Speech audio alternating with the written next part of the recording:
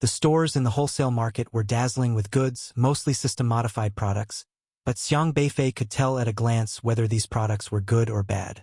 The system-modified products actually had some drawbacks, as they generally couldn't be mass-produced. Using the system's capabilities to breed livestock required the consumption of spiritual power. High-level system awakeners simply didn't bother with such things, and low-level ones didn't have enough spiritual power, so system-produced agricultural products were generally quite expensive. Most shops boasted that their breeding techniques were linked to experts at the SR or SSR level, but it was basically a case of false advertising, at most just using a high-level system awakener's name as an endorsement. Of course, some stores specifically advertised various system-modified foods, while others pushed pure natural, no system preservatives, no system genetic modifications health foods. Some people pursued a refined lifestyle, advocating for healthy living, and were influenced by experts who suggested that system food could harm their own systems, and that genetically modified foods were unhealthy. Consequently, some people boycotted system-modified genetically engineered foods, which meant naturally grown fruits, vegetables, and livestock also had a large market. As Xiang Beifei walked along, he saw many naturally grown vegetables, truly planted in the soil without any system assistance, and their prices were actually several times higher than those of system-modified vegetables. Products made by the system were expensive, and so were naturally grown vegetables and poultry, so the cheapest ingredients belonged to desolate beast meat hunted from outside the domains. Hunting edible types of desolate beasts was relatively low cost, and most food processing companies had hunters who would hunt desolate beasts in the chi controlling phase, posing little danger to their lives.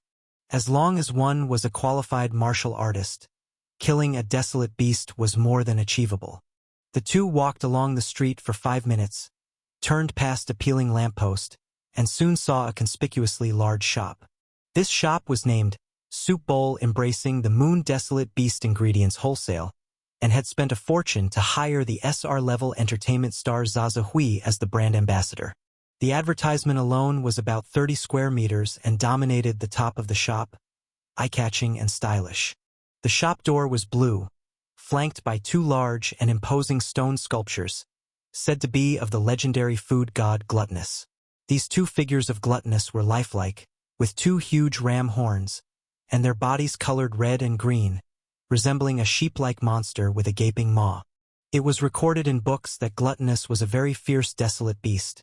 Yet the 2 stone sculptures looked quite gentle, probably designed to be endearing rather than frightening to avoid scaring off customers. Flanking the door were display shelves featuring images of various usable desolate beasts. The store was bustling with customers, busy and thriving. This is the largest wholesale store of desolate beast products nearby. Generally, desolate beasts that you can't find in other shops are mostly available here. They also offer excellent service and even home delivery for large quantities. They have all kinds of edible desolate beasts in the phases of chi controlling, meridian opening, dead, alive, or half-dead. As long as they meet the Juzhou quarantine requirements, you can buy them here. Xiang Qingde was clearly a regular here, highly recommending the desolate beast products. He entered the shop with a group, and Xiang Beifei followed closely behind. The entire shop was filled with a fishy smell. Upon entering, one could see rows of green counters, where many sales associates were patiently handling various purchasing procedures for customers. In the center of the shop was a very large display screen, showing various recommendations for today's desolate beasts, including earth dragons, heavenly snakes, intestinal pigs, and so forth. Every desolate beast was priced, and the prices were normally fluctuating, determined by the beast's rarity and breeding season. Many of the desolate beasts from the outer domains were poisonous, with only a small portion being edible, so hunters couldn't just capture them at will. Of course, the higher the cultivation level of the desolate beast, the more expensive it was. The beginning phase of chi-controlling shrimp cost 50 per kilogram, the meridian opening phase meat wolf priced at 200 per kilogram, with a whole one exceeding 80,000. Such easy money. Next time I'll also go and slaughter a meat wolf to sell. Xiang Beifei couldn't help but click his tongue when he saw the prices. Meat wolves, only in the early phase of meridian opening, had delicious meat and grew extremely large and strong, almost like a small mountain, but they were very rare and generally hard to capture. The reason they were expensive was probably because meat wolves were tough-skinned and hard-fleshed. Without the power level of middle phase meridian opening, it was very difficult to kill one in a fight, let alone since they were also social animals. Finding one meant there were likely about 10 others nearby watching closely. Poisonous desolate beasts, according to JoJo food regulations, must be detoxified before they are allowed into the market. Handling a desolate beast involves many steps, and the various costs add up to a considerable base price. Coming here can really broaden your horizons. There are many rare desolate beasts here, even more complete than what you've seen at school. Xiang Qingde had been frequenting this place for the past half-year and had seen many desolate beasts. He almost knew common ones by heart. In his view, Xiang Beifei, who was just a freshman, was still at the stage of studying theoretical knowledge and definitely hadn't seen many live desolate beasts.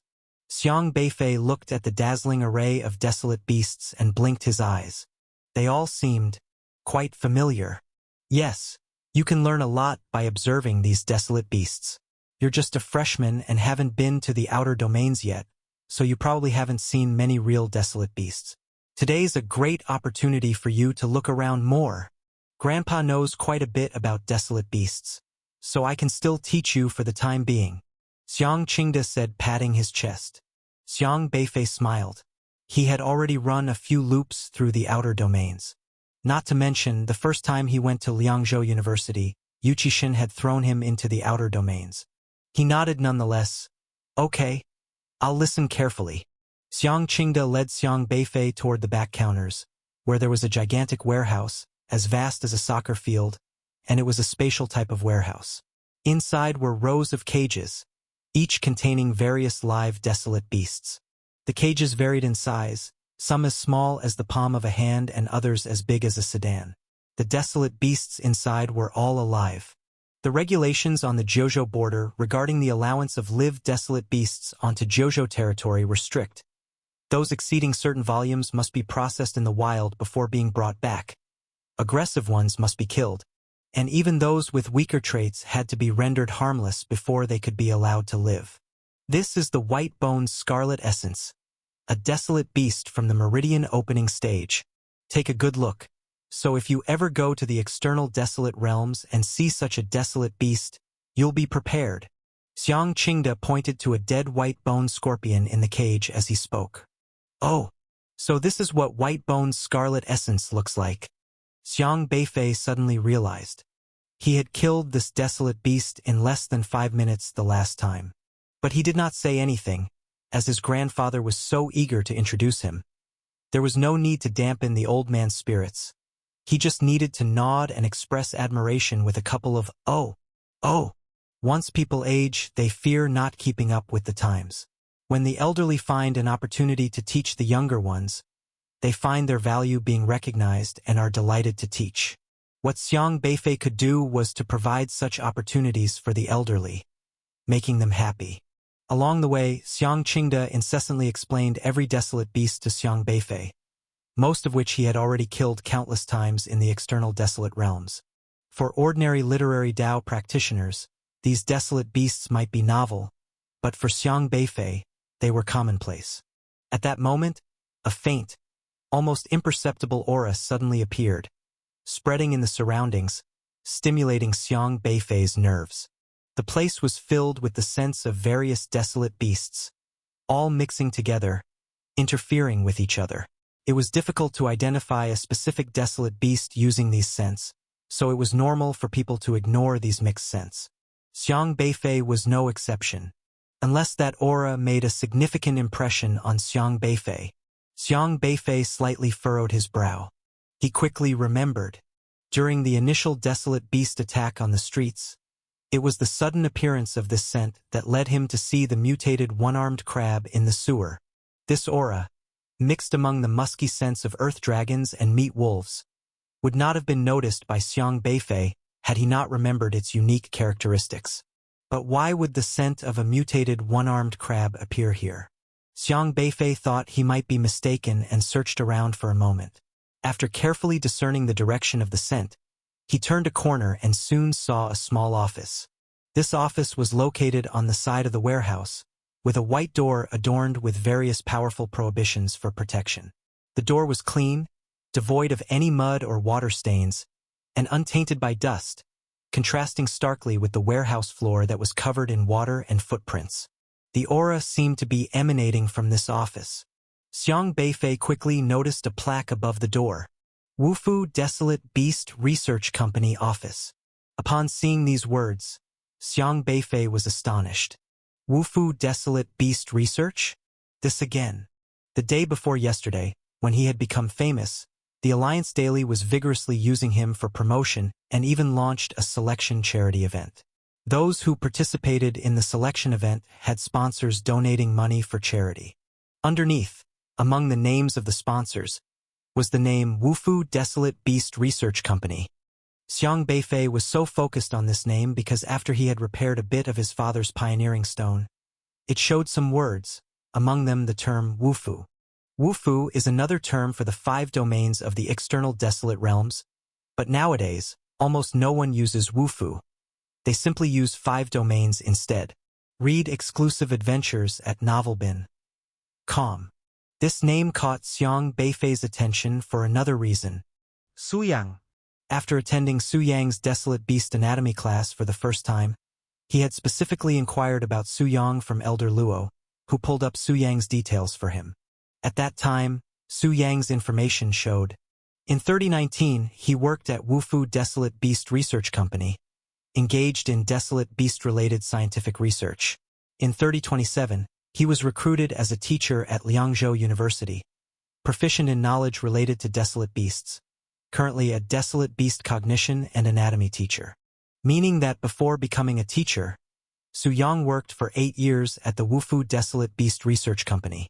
And now, this eerie aura was coming from this very office.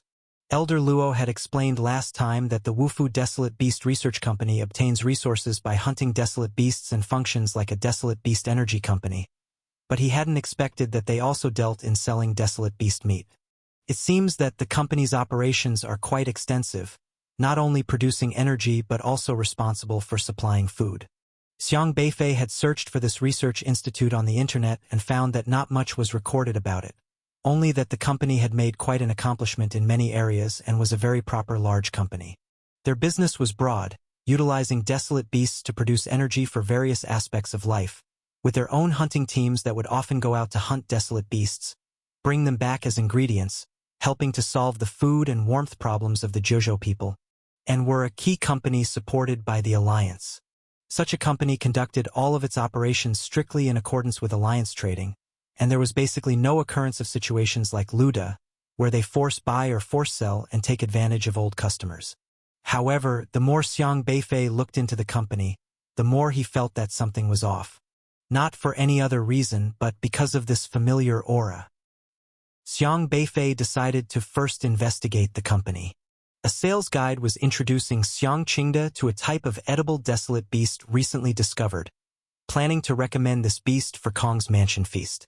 Xiang Qingde was weighing the value of this desolate beast, asking the guide about related matters, while Xiang Beifei quietly approached the Wufu Desolate Beast Research Company's office when they were not paying attention. The office seemed rather small, and since it pertained to researching desolate beasts, the likelihood was that the office was established here to monitor the desolate beast meat sold and be responsible for various after-sales services.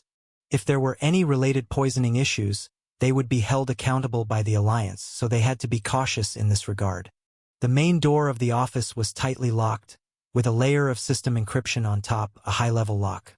Xiang Beifei looked around and noticed many cameras here, but fortunately, he sensed that every camera was from the system manufacturer. Just then, the office door opened, and Xiang Beifei immediately walked away, pretending to be examining a bullfrog. The person who came out was named Feng Kong, an early-stage S-rank awakener with a beast spirit system, Awakening. A system that could communicate with desolate beasts and soothe their emotions. Feng Kong glanced at his watch and then surveyed the warehouse customers, as if looking for someone, and after a moment, he stepped outside the counter, beckoned a clerk over, and asked, "Has Xiang Qingde, the purchaser for the Kong's mansion feast, arrived? Haven't seen him." Continue reading stories on novelbin.com. Didn't I ask you to keep an eye out? They are opening tomorrow, and by my calculations, he should have already arrived by now. He is our regular customer. I don't know. I've been keeping watch. I do recognize the elder gentleman, but I haven't seen him. Maybe something delayed him. Let me know immediately when you see him. All right, understood. The clerk promptly responded. Feng Kong hurried back into the warehouse, scrutinizing the face of each customer, wondering if he overlooked anyone. He even walked past where Xiang Qingda was inquiring about the desolate beast's prices. Took a look to see if Xiang Qingda was the person he was searching for, but then his gaze shifted away quickly. Xiang Beifei had used Yi Chongfeng's Ronin sword to disguise both him and his grandfather just to hide their identities and had yet to undo it, which obviously Feng Kong couldn't see through. After a while, Feng Kong turned and entered the office again. As the door closed, Xiang Beifei caught a glimpse inside, where only Feng Kong was present. He pondered for a moment and decided to see what the Wufu Desolate Beast Research Company was really about. Given that his grandfather was a regular customer, appearing here was unobjectionable, which could serve as a cover for him. Elder gentleman, if you're planning a bulk purchase, giving you a discount isn't a problem, but the spotted-nosed beast is priced at 50 yuan per pound, which is already a loss for us. This cost price, labor fees, plus alliance tariffs, processing fees, and everything added together is quite a significant amount. 50 yuan per pound is already rock bottom. The sales guide was bargaining with Xiang Qingda. These guides worked on commission, so securing a long-term customer meant they would get a decent cut from every deal made. Xiang Qingda's restaurant purchasing was very important to them. But Xiang Qingda was clearly no pushover, stating, "These mid-chi controlling spotted nose beasts are everywhere in the outer desolate zones. 2 months ago, when I bought from here, the price was capped at 40 yuan. The alliance tariffs haven't increased, market prices haven't fluctuated, and with such low costs and labor, you dare to quote me so high? Do you think I'm unaware of the market post?" The sales guide certainly didn't expect Xiang Qingda to be a tough customer, and he inwardly grumbled, wondering how this elder who looked unfamiliar knew so much about their store's pricing. Xiang Beifei quickly removed the Ronin sword disguise from his grandfather. "All right then. For the sake of your good face, we'll make it 40. Elder gentleman, let me tell you, there's hardly any profit in this deal for me. I'm definitely going to get scolded by the manager." The sales guide was looking down at the list in his hand, wearing a professional expression of pain, but internally he was quite happy. 40 yuan per pound was the normal price, yet with a restaurant customer ordering in large quantities, there was still a decent profit to be had. He was pleased about closing this big deal when, looking up, he found a stranger standing in front of him. Where did the elder gentleman from just now go? The sales guide looked around restlessly, about to sell the newly slaughtered desolate beast, wondering how the elder gentleman had disappeared just as they were finalizing the deal. He overlooked Xiang Qingda standing before him, feeling anxious. Had the deal they had just struck collapsed? "What are you talking about?" Xiang Qingda frowned, not very pleased with the guide's attitude. But at that moment, another guide recognized Xiang Qingda, his eyes brightened, and he hurried to knock on the door of Feng Kang's office. "Mr. Feng, Mr. Xiang Qingda has arrived." "Good. Right away." Feng Kong quickly came out and saw Xiang Qingda from a distance, hastily making his way toward him. "Xiaohei," Xiang Beifei called out. "Woof!" Xiaohei sat on his shoulder, gnawing on a chicken leg that Xiang Beifei had just bought for him. "Help me shield those cameras." Although Xiang Beifei lacked the ability to become invisible, he could prevent himself from appearing on surveillance. Thus sneaking into someone else's office wasn't a big issue. "Woof!" Xiaohei spat out a bubble toward the direction of the cameras, effectively shielding those that could have seen Xiang Beifei. All high-end cameras were generally summoned by the system and were quite convenient to use. As Feng Kang's door closed, Xiaohei quickly pressed against the door gap. Seeing that no one noticed him around, Xiang Beifei stealthily flashed past and entered the office before quietly closing the door again. "Keep an eye on the door for me, and if he comes back, beat him up," Xiang Beifei instructed. "Woof!" Xiaohei, holding the chicken leg, sat on the door handle, signaling no problem. There were also many system items inside the office. In this system society, one had to face system surveillance almost everywhere. Fortunately, as an anomaly within the system, Xiang Beifei simply ignored these system security measures. The office was not too large, with a row of bookshelves stacked with various files and records, tidily categorized and labeled. Xiang Beifei casually picked up a file, glanced through it briefly, and found it contained records of various hunted desolate beasts, including detailed accounts of their hunting times, when they passed Alliance quarantine, and when they were delivered to the wholesale market, each desolate beast meticulously documented in a thick stack. He replaced the file and moved on to another set of shelves, which displayed not documents but various desolate beast corpses submerged in liquids along with different organ specimens attached to tubes. Then he sensed where that faint, almost imperceptible scent was coming from. A heart excavated from an unknown desolate beast rested in a glass tank, still pulsing with vitality, slowly contracting and releasing strings of bubbles as if it were breathing. This heart. Indeed, he recognized the heart. One-armed crab. It made sense for one-armed crab to be sold in the desolate beast wholesale market as it was poisonous yet edible after detoxification, a relatively common find. But why would such a common one-armed crab's heart be cultivated within an incubator? When the one-armed crab caused turmoil last time, weren't the crabs served in the numerous restaurants on that street sourced from this particular company? Xiang Beifei pondered. He opened the lid of the incubator, stirred the incubation fluid with his fingers, which looked disgusting with its sticky appearance and emitted an odd smell. Xiang Beifei took out breath soil and transformed it into a long stick, then reached into the incubation fluid to gently poke the heart. The heart, as if stimulated, trembled fiercely, began moving rapidly, and the severed blood vessels spewed out a stream of air like a nozzle.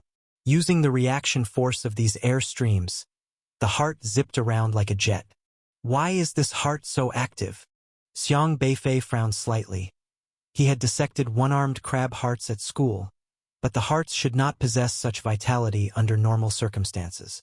While the heart continued to dart around, Xiang Beifei's breath soil turned into a large claw which clamped down on it, firmly seizing hold. As the heart struggled relentlessly, Xiang Beifei mulled it over. He had initially planned to dissect the heart to see if there was another beast pill inside. But then he considered what to do when Feng Kang returned. Feng Kang's awakening was of the S-level beast spirit system, which was about communicating with desolate beasts. For Xiang Beifei to intervene would be quite troublesome, meaning he couldn't easily monitor Feng Kang's actions through his system tasks in the short term. Xiang Beifei decided against dissecting the heart and instead extended his spiritual power into its interior, carefully sensing it. He quickly discovered that the one-armed crab's heart contained only one beast pill. Based on the beast pill's aura, it was merely in the late stages of qi controlling. It was undoubtedly the beast pill of the one-armed crab. That was strange. Unlike the previously mutated one-armed crab that possessed two beast pills, this heart was more active than a usual one-armed crab's. Xiang Beifei released the one-armed crab's heart, which beat rapidly, pulling away from the claws of the breath soil. He put the lid back on the incubator and took a closer look, noticing a data collector on it, with data continuously connecting to the computer on the desk. The computer was unlocked, displaying the monitoring changes for the incubator data. The heart of the one-armed crab showed some special fluctuations, including changes in heart rate, temperature differences, concentration of spiritual power in the culture fluid, and so on, all forming a curve. Xiang Beifei examined these data, which were complex, but since he had learned the specific measurements in his desolate beast dissection class, he could understand them. It recorded every single change in the one-armed crab, starting from a week ago. According to the data, the heart of the one-armed crab wasn't as active at first. All its indicators were low. Of course, low was relative to the current level. In reality, it had exceeded the vitality of a normal one-armed crab's heart right from the beginning. There was one curve labeled carrying capacity. It constantly hovered above the passing line, climbing upwards without stopping. Xiang Beifei frowned, noted down these data, then minimized the monitoring interface to start looking at other files on the computer.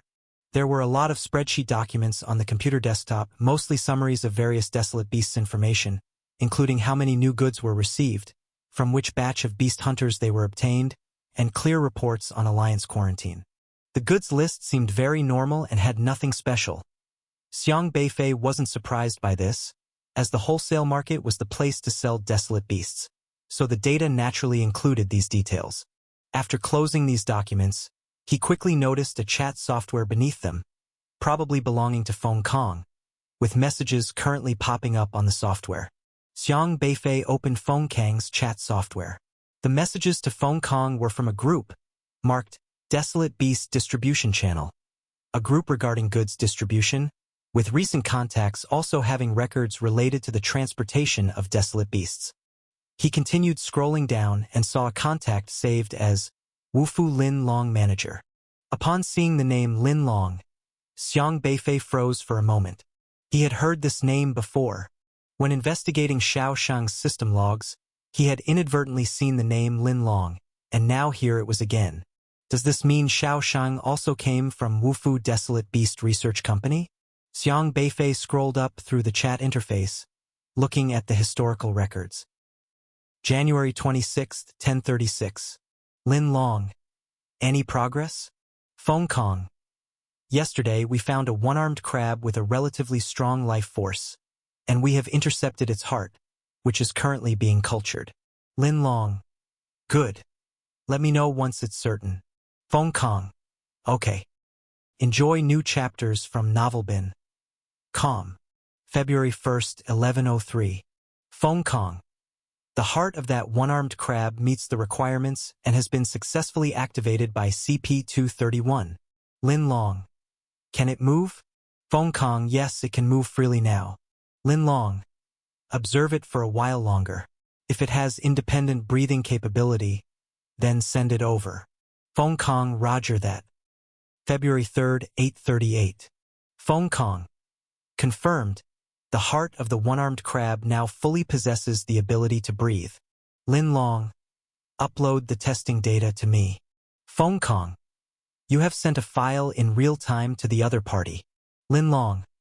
I'll report this up, wait for my message. The information up to today showed that from a week to today, the chat records between the two were very simple. Almost every day Lin Long would inquire about the progress of the one-armed crab's heart, and Feng Kong would also give simple updates. However, they made no mention of why they were using the one-armed crab's heart. Lin Long didn't say, and Feng Kong didn't ask. They seemed to have an unspoken understanding. Xiang Beifei scrolled further up the historical records and found that the conversations had been almost the same monotonous discussions for a month. After Feng Kong grew a heart from the one-armed crab that met the requirements, he directly handed it over, then found another heart and continued to report, cultivate, and hand over.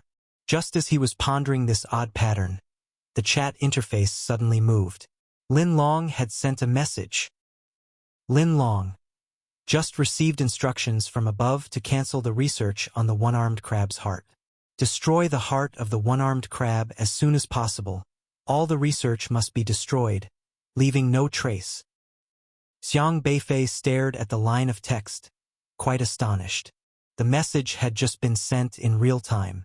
That meant the Wufu Desolate Beast Research Company had just made this decision. But why? Xiang Beifei really wanted to take the keyboard and ask why they had to destroy it. But he held back. Looking up at the door's window, which was one-way visibility, one could see outside from the inside but not the other way around. Through the window, he could see Feng Kong explaining the Desolate Beast inventory to Xiang Qingda. The chat software synchronizes information between the computer and the mobile phone, but if the computer is in use, the mobile phone will not alert the user. In other words, Feng Kong doesn't yet know there's a message here. About 2 minutes later, Lin Long sent another message. Did you hear that? After a while, Feng Kang's mobile phone started to vibrate. Lin Long hadn't received a prompt reply from Feng Kong, which probably meant that a phone call was about to be made. Xiao He. Go eavesdrop. Xiang Beifei ordered. Woof. Xiao He shot out like a smoke, running toward Feng Kong. I'm sorry. I have to take a call. Mr. Xiang, you go ahead with your work. Feng Kong politely excused himself to Xiang Qingde, walked aside, and picked up the phone. What he didn't see was that as he took the call, a little white dog also pressed up against his phone. Its ears perked up, listening intently to the conversation. Feng Kong. Destroy it? Why suddenly destroy it? Lin Long. The Alliance has dispatched people to investigate this matter, so the higher-ups have just decided to proceed with destruction. You carry out the orders. Also, I've heard that Xiang Beifei is accompanying his grandfather to the wholesale market. This person is very odd, so just in case, you need to act quickly and not let him notice anything. Feng Kong. All right, understood. By the way, Xiang Qingde is here with me. Kong's mansion is reopening for a banquet, and they want to purchase related ingredients, but I haven't seen Xiang Beifei. Lin Long. Find out where Xiang Beifei is. Also, send me a copy of the shopping list Xiang Qingde has gathered. We'll discuss the rest later. You go and destroy the heart as quickly as possible. Feng Kong.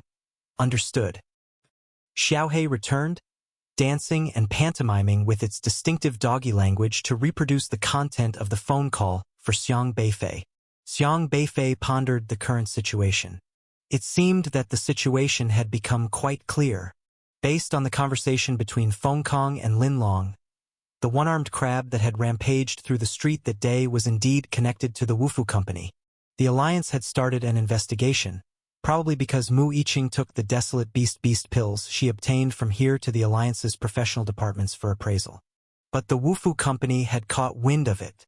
Xiang Beifei's thoughts raced. Being famous was not an easy thing. Nearly every move was being watched. He had just shown his face, and the news of where he appeared had spread to all the relevant people. Lin Long wasn't even here, yet he had managed to transmit the information so swiftly. The reason Mu Yiqing wanted Xiang Beifei to become famous was exactly this, to restrict his freedom of movement and to better monitor him. Presumably, there were also Alliance members secretly moving closer, looking for Xiang Beifei's whereabouts. Feng Kong quickly tucked away his phone, then asked with a smile, Mr. Xiang, I just heard from people outside that your grandson, Xiang Beifei, has also arrived here? Why don't I see him? Xiang Qingde realized he hadn't seen Xiang Beifei either, but Xiang Beifei had mentioned just now that he possessed the ability to change his identity and was probably in disguise at the moment. Without giving it much thought, he replied, My grandson just said that there are too many people here and too many who recognize him. It's inconvenient for him to move around, so he went home. He went home. Feng Kong appeared to breathe a sigh of relief. It was better if he hadn't come here. Yes, being famous is exhausting. Many people chase after him for autographs. He said he might not be able to go out anymore. Although Xiang Qingde didn't know where his grandson had gone off to cause trouble, he always instinctively covered for him to avoid attracting a swarm of paparazzi later. That's too bad. I was hoping I could have the honor of meeting your grandson. Now, with the whole nation supporting him, everyone is envious that you've raised such a fine grandson, Feng Kong said with a laugh. Xiang Qingde also responded with a chuckle, not saying much. After a moment, Feng Kong added, Mr. Xiang, I apologize, but I'll have to excuse myself for a bit, as there's some urgent business. I'll let Xiao Wang assist you. He's familiar with the procedures here. I'll be back later. Sure, no problem. Xiang Qingde didn't know what he was off to do, nor did he dwell on it. Feng Kong hurriedly walked away. Woof! Xiaohei barked a warning, waving its little fists, looking inquiringly at Xiang Beifei, asking if he wanted to go beat him up first. No need to beat him. Just make some noise to distract his attention, said Xiang Beifei. With a whoosh sound, Xiaohei dashed over to a cage that held a blind mudfish and noticed a piece of wood used for the cage propped against the wall. Deciding to act, it pushed over the wood plank. Bang! As the wood plank fell, it crashed onto the metal cage, making a loud noise. All the still living desolate beasts in the warehouse were startled awake and began to make various cries, startling many customers who turned to look at the source of the noise. Feng Kang's attention was drawn to the commotion. His brow furrowed as he quickly turned around and headed over to deal with the situation. It should be able to hold him off for a few minutes. We need to move quickly now. Xiang Beifei turned his head to look at the corner of the cultivation tank, where the one-armed crab's heart was curled up and breathing. The heart of the one-armed crab was almost alive as an independent entity, and the cultivation liquid, whatever it was, had managed to nurture such an oddly living state in a desolate beast heart. We must start our investigation from this thing, he thought. Thinking of the previous desolate beast attack incident, Xiang Beifei knew he had to figure out why they were conducting such strange cultivation experiments. Xiang Beifei pondered the situation before him. If he were to take the incubator away now, he suspected it would arouse suspicion. Once they realized something was amiss, they would likely trace it back to him directly. After all, he had also visited the wholesale market today, and the commotion he caused earlier in the street had already been leaked, so the people from Wufu Company knew that Xiang Beifei had come to the wholesale market. If the heart in the incubator were taken by him, anyone from Wufu Company with half a brain would suspect that it had something to do with him. Xiang Beifei wasn't afraid of anything. Whoever came looking for trouble would be swiftly dealt with by Xiaohe. However, he worried that his grandfather might accidentally get involved and that something might happen to him. Xiang Beifei weighed his options for a moment. It was important that they didn't find out he was investigating this matter just yet, or else they would certainly be on guard against him, and uncovering the truth would become even more troublesome. He decided not to touch the heart inside the incubator and instead called Xiaohe back. Collect some of this culture fluid, Xiang Beifei instructed. Woof! Xiaohe quickly spat out a bubble to scoop up the culture fluid and carry it away. As for the heart, Xiang Beifei left it untouched, as he knew how it had been obtained. He rapidly memorized the method of monitoring the experiment as well as the cultivation technique. Having understood a bit about the principles of the experiment, he knew it wouldn't be difficult to replicate it himself. It's a pity there's no USB drive. Xiaohe, do you have any way to copy the data? Xiang Beifei asked Xiaohe. Xiaohe blinked its eyes, touched its own head, then stretched out its little paw into the USB port of the computer and plugged its other paw into an electrical socket. Hiss, hiss, hiss. A blue arc of electricity traveled from the socket to Xiaohe, sporadically zapping around its body. Many white hairs on Xiaohe stood on end, making it look like a white hedgehog. The hairs stood up rhythmically under the influence of the electric arc, each turning black as they rose but quickly falling and turning white again. Layer by layer, waves upon waves. Xiaohe always had two fur colors. Its fur could turn white or black, although it usually preferred white. Following the electric shock, its fur changed as if it had been singed. But Xiaohe seemed to enjoy it, barking woof woof twice, and then spitting out a blue electric arc into its bubble. Even a socket you can play with for fun. Xiang Beifei couldn't help but laugh and shake his head as he watched Xiaohe, understanding how Xiaohe stored the data. The principle behind hard disk data storage is quite simple. It's merely a matter of using electric pulses generated by current to record a pattern of zeros and ones on a disk, forming a binary address storage method. To read and write, the computer simply has to address these zeros and ones, recompiling them into a language readable by the computer to be displayed on the screen. Xiaohe's method of storage was quite blunt. It turned itself into a hard disk, recording all the electric pulses produced by the computer's copying process as electric arcs, electrifying its body. The current passing through Xiaohe's body made the hairs that stood up turn black to indicate 1, and the white hairs that didn't stand up to indicate 0, with Xiaohe using its fur as a storage medium. If there wasn't enough fur, it would simply overwrite the existing data. Since Xiaohe had recorded the electrical pulses, it wouldn't be a problem to overwrite them any number of times. To read the data later, all they'd need was a computer. They could use the same electric arcs, giving Xiaohe a shock, and voila. Given Xiaohe's capabilities, managing the minute differences in these electric arcs was a walk in the park. This method was unconventional, but it had no drawbacks, except that it was somewhat hard on the dog. And judging by the little guy's reaction, it seemed to actually like the shock. After all, Xiaohe had been awakened by an electric shock thunderstone and even managed to deplete its electric arc strength. Xiaohe is truly versatile, Xiang Beifei praised without restraint. With Xiaohe by his side, he felt like he had the world in his grasp. This little guy was like a natural portable hard drive. Next time, he'd store the several terabytes of stuff from the cloud drive in Xiaohe. It was convenient to use, too. Find a socket, plug in, and play. Xiang Beifei quickly reverted the computer interface back to the state as if he had never touched it. He then erased all traces of movement, making sure there was no evidence left behind, before he swiftly slipped out through the door. Once Feng Kong confirmed that the fallen board was just an accident, he didn't linger. Remembering that he needed to destroy the heart, he quickly returned to his office, opened the door, stepped inside, and firmly locked the door behind him. Xiang Qingde had already finalized the list of ingredients needed for the Kong's Mansion Grand Banquet. He had the purchasing list ready, and the clerks were actively helping him register it, officially confirming the transaction and arranging to deliver the goods personally right away. After getting everything sorted, he looked around for a moment and spotted Xiang Beifei at the doorway.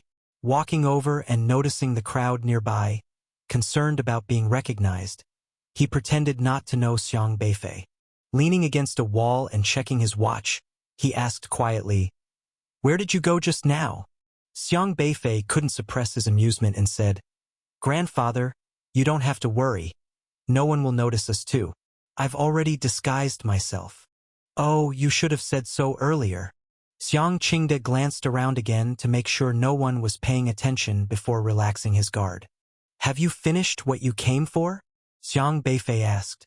"Yes, they will deliver the goods, so we don't need to worry," his grandfather confirmed.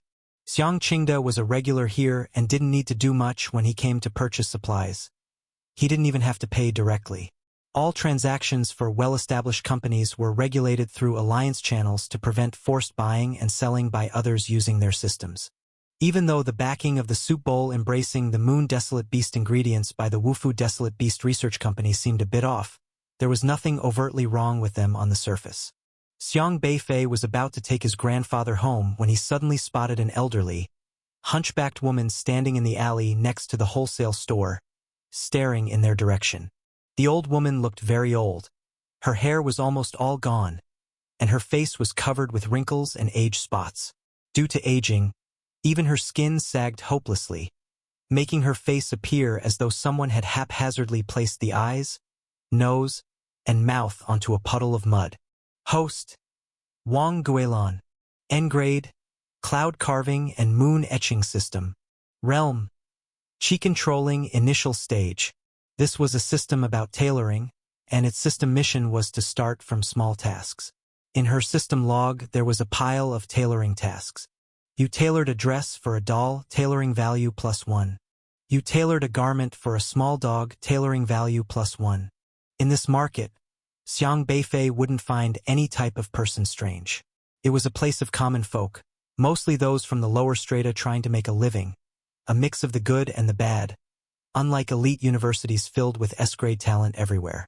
But soon, Feng Kong hurried out of the store, passing by Xiang Beifei and his grandson without paying them any attention. He was carrying a metal bucket with a blood-stained cloth half covering the top, dirty and emitting a strange odor. The cloth didn't entirely conceal the bucket's opening, and through the gap exposed, one could faintly see some bloody organs inside. Those appeared to be desolate beast organs with some things like fish scales and intestines. Such items are actually quite common in these specialized desolate beast markets, where not all parts of a desolate beast are edible. For the inedible organs, they must be disposed of after slaughtering and selling the edible parts. Feng Kong quickly noticed the old woman waiting in the alley and hurriedly brought the bucket over to her, saying, "Here." The old woman's eyes seemed barely open, half squinting as she revealed a very bizarre smile. When she smiled, only 2 yellowed teeth were visible, with all the others gone.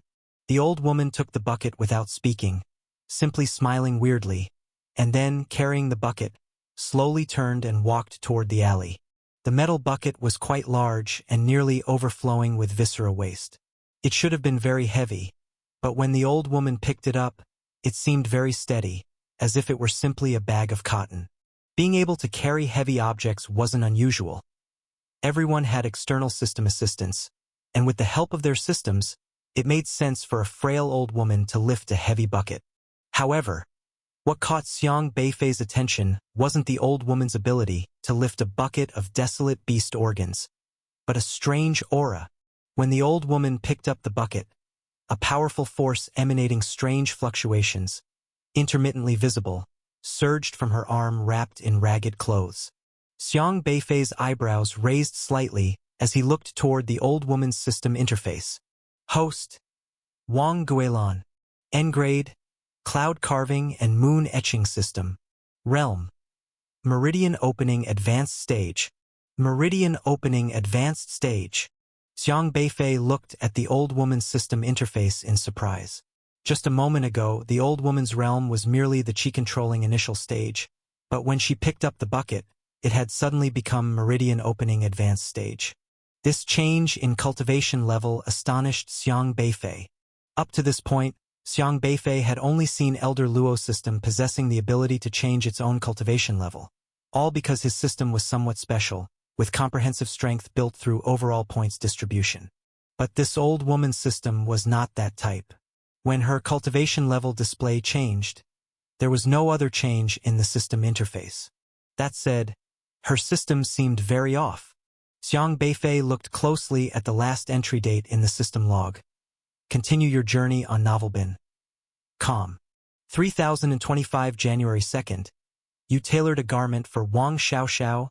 Tailoring value +5. Seemed quite normal.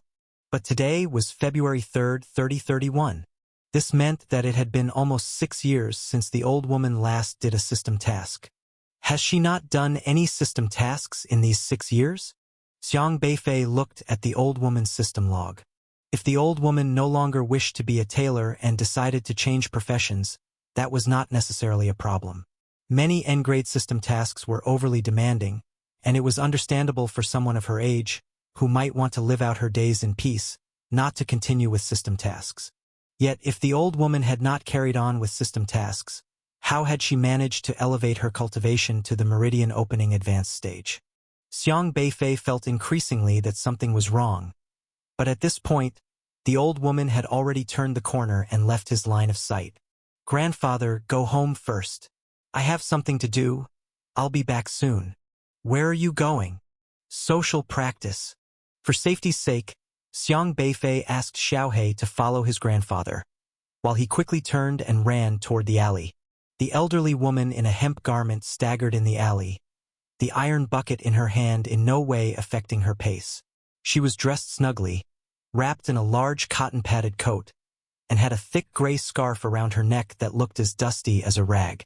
The hand holding the bucket wore a pair of gray gloves that seemed to be made of snake skin and were quite new, as if recently purchased, but they bore some deep red stains like dried blood, along with some bluish spots, perhaps something like bile. Except for her aged head, the old woman was wrapped snugly from head to toe. Pedestrians hurried past her on the street, frowning as they glanced at her and then at the bucket in her hands, noticing the stench coming from it and covering their noses. She seemed not to care, simply stretching out her hand to cover the exposed part of the bucket with a gray cloth. Xiang Beifei had been following her from behind, appearing like an ordinary passerby, all the while observing the elderly woman's system log, trying to learn more about her past. However, he soon discovered something unusual. The elderly woman's system log could only be traced back to May 15, 3023. That was about 8 years ago. And the first entry in the system read, Beginner's Task. Please tailor a book cover for the system's compendium. Reward: a pair of scissors. Wait a minute. A beginner's task? Normally, only newly awakened systems issued beginner's tasks. Was the old lady someone who had just awakened her system 8 years ago? Or perhaps, a bizarre thought crossed Xiang Beifei's mind. His gaze on the old woman grew extremely solemn. Carrying the bucket, the old woman left the crowded alley. This was beyond the wholesale market street, near a dilapidated residential area where most employees who worked in the wholesale market lived for convenience. The houses were makeshift shanties made of crude industrial boards, irregular and vastly decrepit, their windows even deformed, sealed with yellow transparent tape. Some of the houses were container homes, with clotheslines strung directly across the roadside poles if there was no place to hang laundry. The old woman bypassed a row of clotheslines beside some container houses and walked towards a grove of trees. The area was becoming less populated. Hardly any houses around, just a few crude stone buildings without doors, seemingly uninhabited. The surroundings were filled only with gnarled banyan trees, lush and large, but their thick canopies blocked out the light, casting a somewhat ominous shadow. She approached a crude shanty, its roof covered with sheet metal, painted blue, much of the paint peeled away, revealing blackened rust streaked with yellow. The roof also bore some tattered cloth and soda cans, corroded by years of rainwater and left unattended. 2 lush banyan trees obscured the shanty, making the lighting very dim.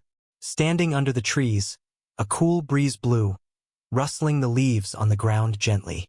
The old woman, unaware of anyone following her, carried the bucket towards the dilapidated shanty. The wooden door of the shanty appeared nearly unhinged, secured only by a chain that was not locked. She pushed open the door and the chain rattled loudly, the sound eerily resonating through the woods. After entering, she slowly closed the wooden door, and the chain clanged again, sounding distinctly clear in the quiet forest. Xiang Beifei stood behind a tree near the shanty, surveying the surroundings. Living alone in such a secluded place, it's quite sinister. He noticed several bamboo poles beside the shanty with strings of black objects hanging from them. Upon closer inspection, they turned out to be intestines of some kind of desolate beast, dried to a dark hue and exuding a pungent smell, with flies constantly buzzing around.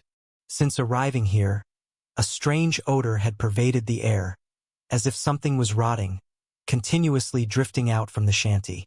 The shanty was leaning to one side, definitely a hazardous building, its surface smeared with some black substance akin to blood traces, making the hut seem even more sinister. Xiang Beifei walked a few steps beside the shanty, spotting a vegetable patch on the side, long abandoned and overrun with waist-high weeds. These plants thrived abundantly, exuding a black aura as if constantly under the influence of some dark energy. He frowned slightly, since normally, such dark grass could only be seen in the wildlands outside the domain. Jiuzhou rarely harbored such peculiar grasses. Xiang Beifei carefully parted the tall weeds, the pungent smell growing stronger, forcing him to hold his breath. Approaching closer, he discovered a large pit ahead with countless insects crawling along its edge. The insects, dark and numerous, were a kind of black ladybug.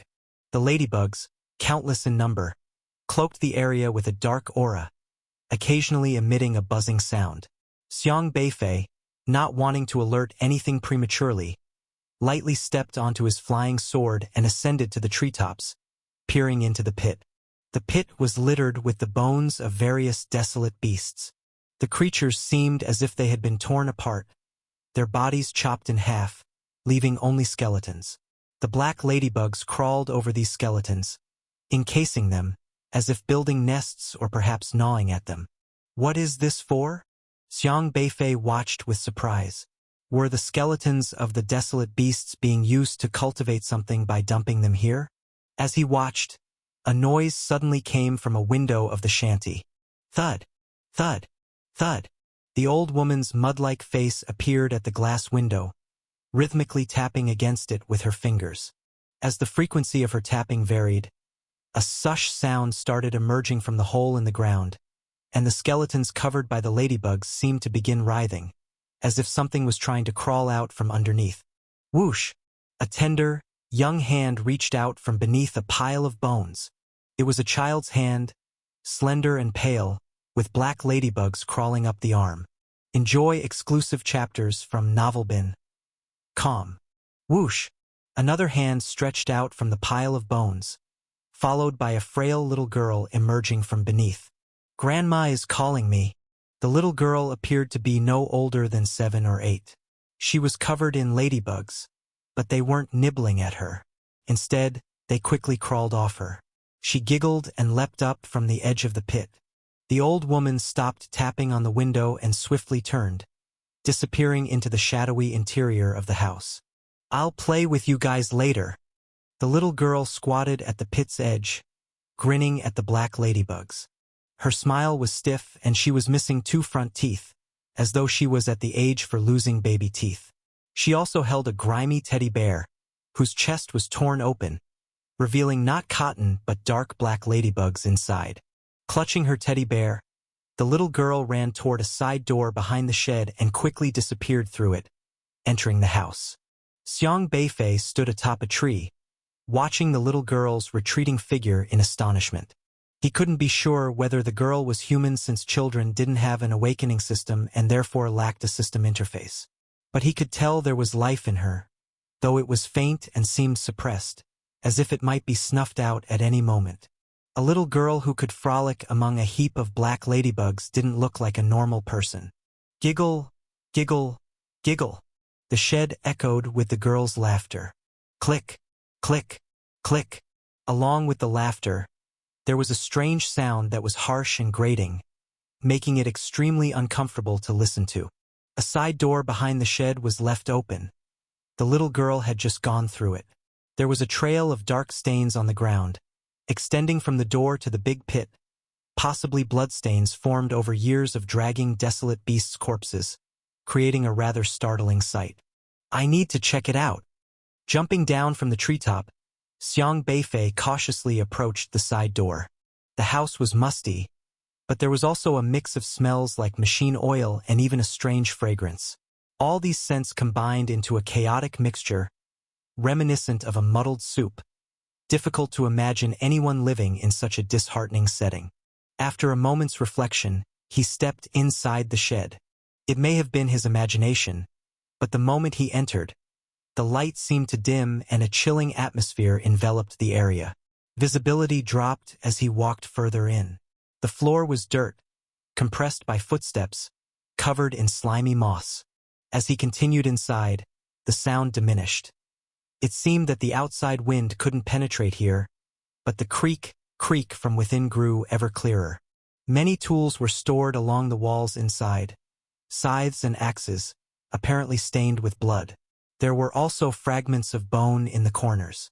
Xiang Beifei was highly perceptive, and he felt as if something hidden were watching him, making his skin crawl. This seemed to be the back hall of the shed, with a door leading to the front hall. The door was only covered by a ragged cloth, resembling a curtain.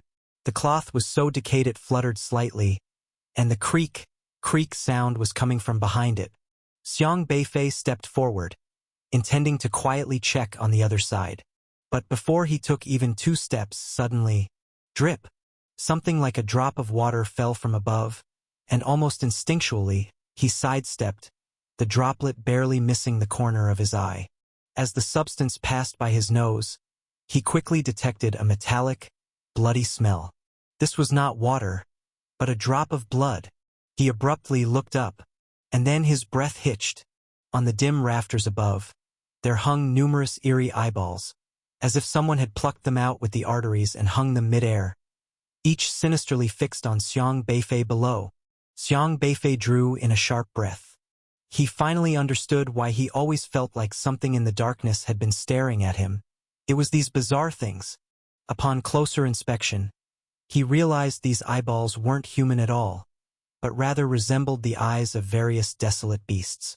It was as if someone had a particular cruel hobby, collecting the eyes from slaughtered desolate beasts and hanging them from the beams. The eyes of these beasts varied in size. The larger ones were almost as big as fists, and the smallest were the size of fingernails. Because they were all round and glassy, Xiang Beifei couldn't immediately tell which kind of desolate beasts they belonged to just by the eyes. He glanced at the eyeballs for a while, noting a rich variety of colors: red, blue, black. Some pupils were vertical, akin to those of feline beasts, while others were triangular, possibly from a landmine dragon. Some pupils even looked like spirals, similar to mosquito coils, and a few even held tiny comma-like shapes within them. These eyes dangled in mid-air, gently swaying, as though they were trophies. Xiang Beifei stared at these eyes and saw that they didn't make any moves, so he cautiously took a couple of steps forward. However, he soon discovered that the eyeballs hanging from the beams had eerily shifted their gaze in his direction. Even someone as brave as Xiang Beifei couldn't help but feel uneasy, wondering what force controlled these eyes to fix on him so unsettlingly. While remaining vigilant, he continued forward. The eyeballs kept their gaze on him, and though they exhibited no aggression, he didn't interfere with them. But soon he noticed many abnormalities within this hut. A tail from a claw-tailed monkey hung on the wall, looking strangely grafted onto it. As Xiang Beifei passed by, the tail trembled and turned towards him, its claws slightly curling. To the left, a bear skin flayed and draped over a chair connected to a bare head, looking almost like a specimen. As Xiang Beifei approached, the bear's head slightly tilted up to look at him. It didn't roar, but faintly opened its mouth, emitting an eerie sound. The more Xiang Beifei observed, the more he felt something was amiss. He had already passed through the back hall of the hut and was approaching the curtain. The creaking sound became clearer, as if hiding just behind the curtain. He carefully lifted the curtain. The front hall was shadowy, the light seeming unable to penetrate, merely allowing a glimpse of a few shelves with some plastic bags on them. In the center of the house stood a table, and an old woman was standing beside it, her back to him.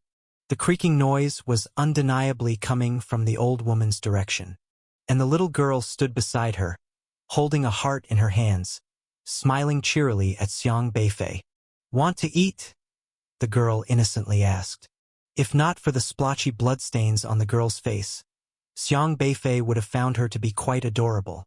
His gaze fell on the girl's hand. The heart was precisely the one-armed crab heart he had seen in Feng Kang's office. However, the heart had now lost its vitality, exhibiting several small bite marks and being half-eaten away. He realized that the sound was actually chewing. Seemingly hearing the noise too, the old woman halted her movement, slowly turning around, presenting her mud-like face, with its wrinkles filled with blood and grime.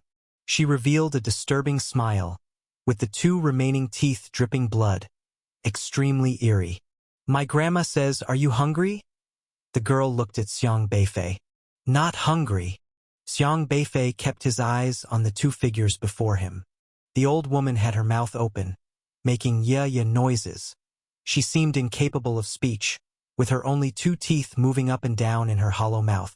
Xiang Beifei suddenly noticed that the old woman's teeth seemed to match the missing incisors of the little girl. "Grandma is old," the girl giggled. "She's lost her teeth, so I lent her my two front teeth." She pointed to the gap where her incisors were missing, but after speaking, she seemed a bit crestfallen. "It's uncomfortable without teeth, and I don't like the other teeth." After a moment, she lifted her head, with a strange light flickering in her eyes. "Could you lend me your teeth?" Xiang Beifei looked at the girl. "How many do you want?" The girl seemed taken aback but quickly became delighted. "Just two. I only want two." "Come get them," Xiang Beifei said. "Okay."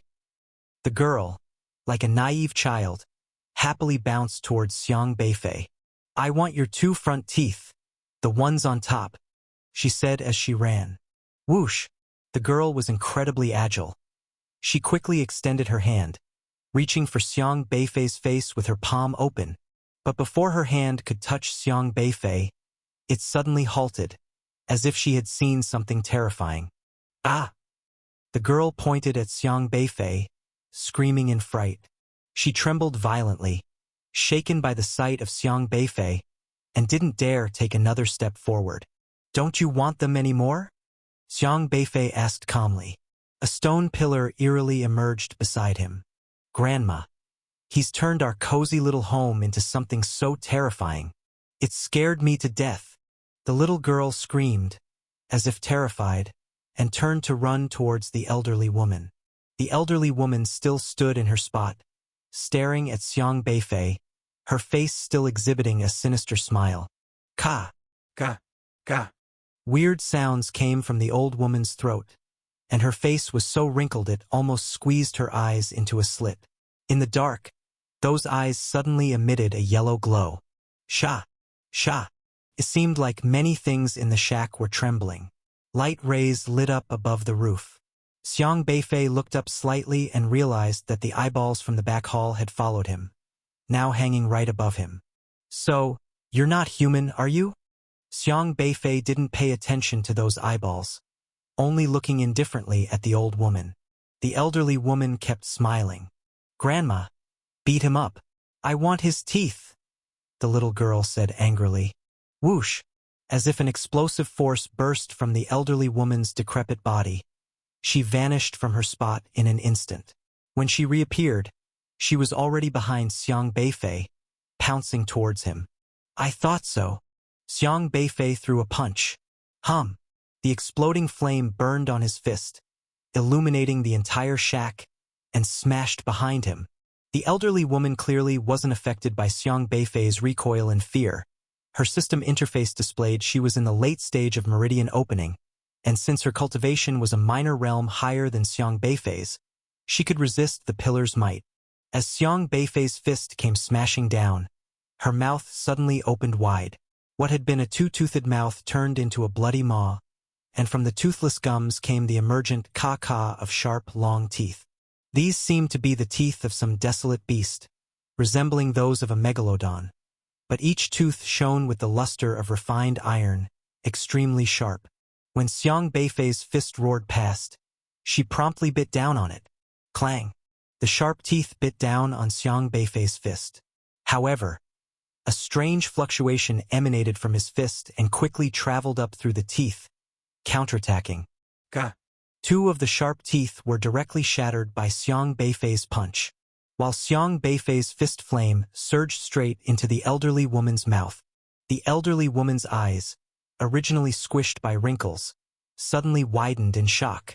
She angrily released her bite and, with her body flickering like an agile serpentine, immediately put some distance between herself and Xiang Beifei. If your teeth aren't that strong, don't be too greedy. Xiang Beifei looked calmly at the old woman. The elderly woman covered her throat, coughing incessantly. She couldn't seem to digest Xiang Beifei's fist flame, retching non-stop while black smoke billowed from her mouth. Gah! The elderly woman finally managed to suppress the fist flame in her mouth and then raised her head, fixing Xiang Beifei with a deathly stare. Suddenly, she opened her mouth and spat out a cloud of blood mist towards Xiang Beifei.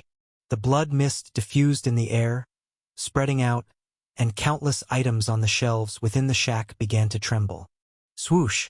Swoosh! Several explosive sounds followed, as sharp claws and various long intestines quickly leaped out of plastic bags and charged towards Xiang Beifei. A powerful surge of energy emanated from Xiang Beifei, sweeping out and instantly smashing all the desolate beast organs to pieces. Discover hidden content at Novelbin. Com. Being at the late stage of meridian opening with an N rank and showing such anomaly already, and your awakening system hasn't even been active for less than 10 years, what the hell are you? Xiang Beifei stepped forward, his fist thundering out with a powerful explosive sound and striking at the old woman. He didn't have the mood to tangle with the old woman any longer. It was better to deal with her first. The fist flame burst spectacularly in the air, and the elderly woman, apparently not expecting Xiang Beifei to be such a hard nut to crack, twisted her body to avoid Xiang Beifei's fist, but was still brushed by the blast of his punch. The flames ignited her hemp clothes. Gah! The elderly woman seemed to dislike the flames. She quickly tore off her clothes, then revealed the body that had been concealed underneath. Wrapped up tightly, not a bit of skin had been showing. But once the clothes were torn away, it was revealed that the old woman's body was covered in layer upon layer of eerie scales. These scales seemed to be snake scales, each reflecting a cyan cold light under the firelight, making Xiang Beifei momentarily think she was some sort of snake person. However, her snake scales quickly opened, and from under each scale protruded sharp spikes. Swoosh! Swoosh! Swoosh! The spikes flew rapidly towards Xiang Beifei through the air. Without any hesitation, Xiang Beifei threw another punch. Bang! All the spikes were directly roasted into powder. After stepping into the mid-stage of meridian opening, the strength he could display was not that simple. When he first entered the meridian opening stage, he had no way to deal with a desolate beast in the late stage of meridian opening, but now he was more than capable of dealing with these inhuman things. He charged forward again, kicking towards the old woman's head. The old woman quickly twisted her body, reaching out with a hand clad in a snakeskin glove to grab Xiang Beifei, or rather, it wasn't a snakeskin glove at all, but her real hand that just looked like one. The pair of snake hands whirled around, grabbing Xiang Beifei's foot, trying to pull him over.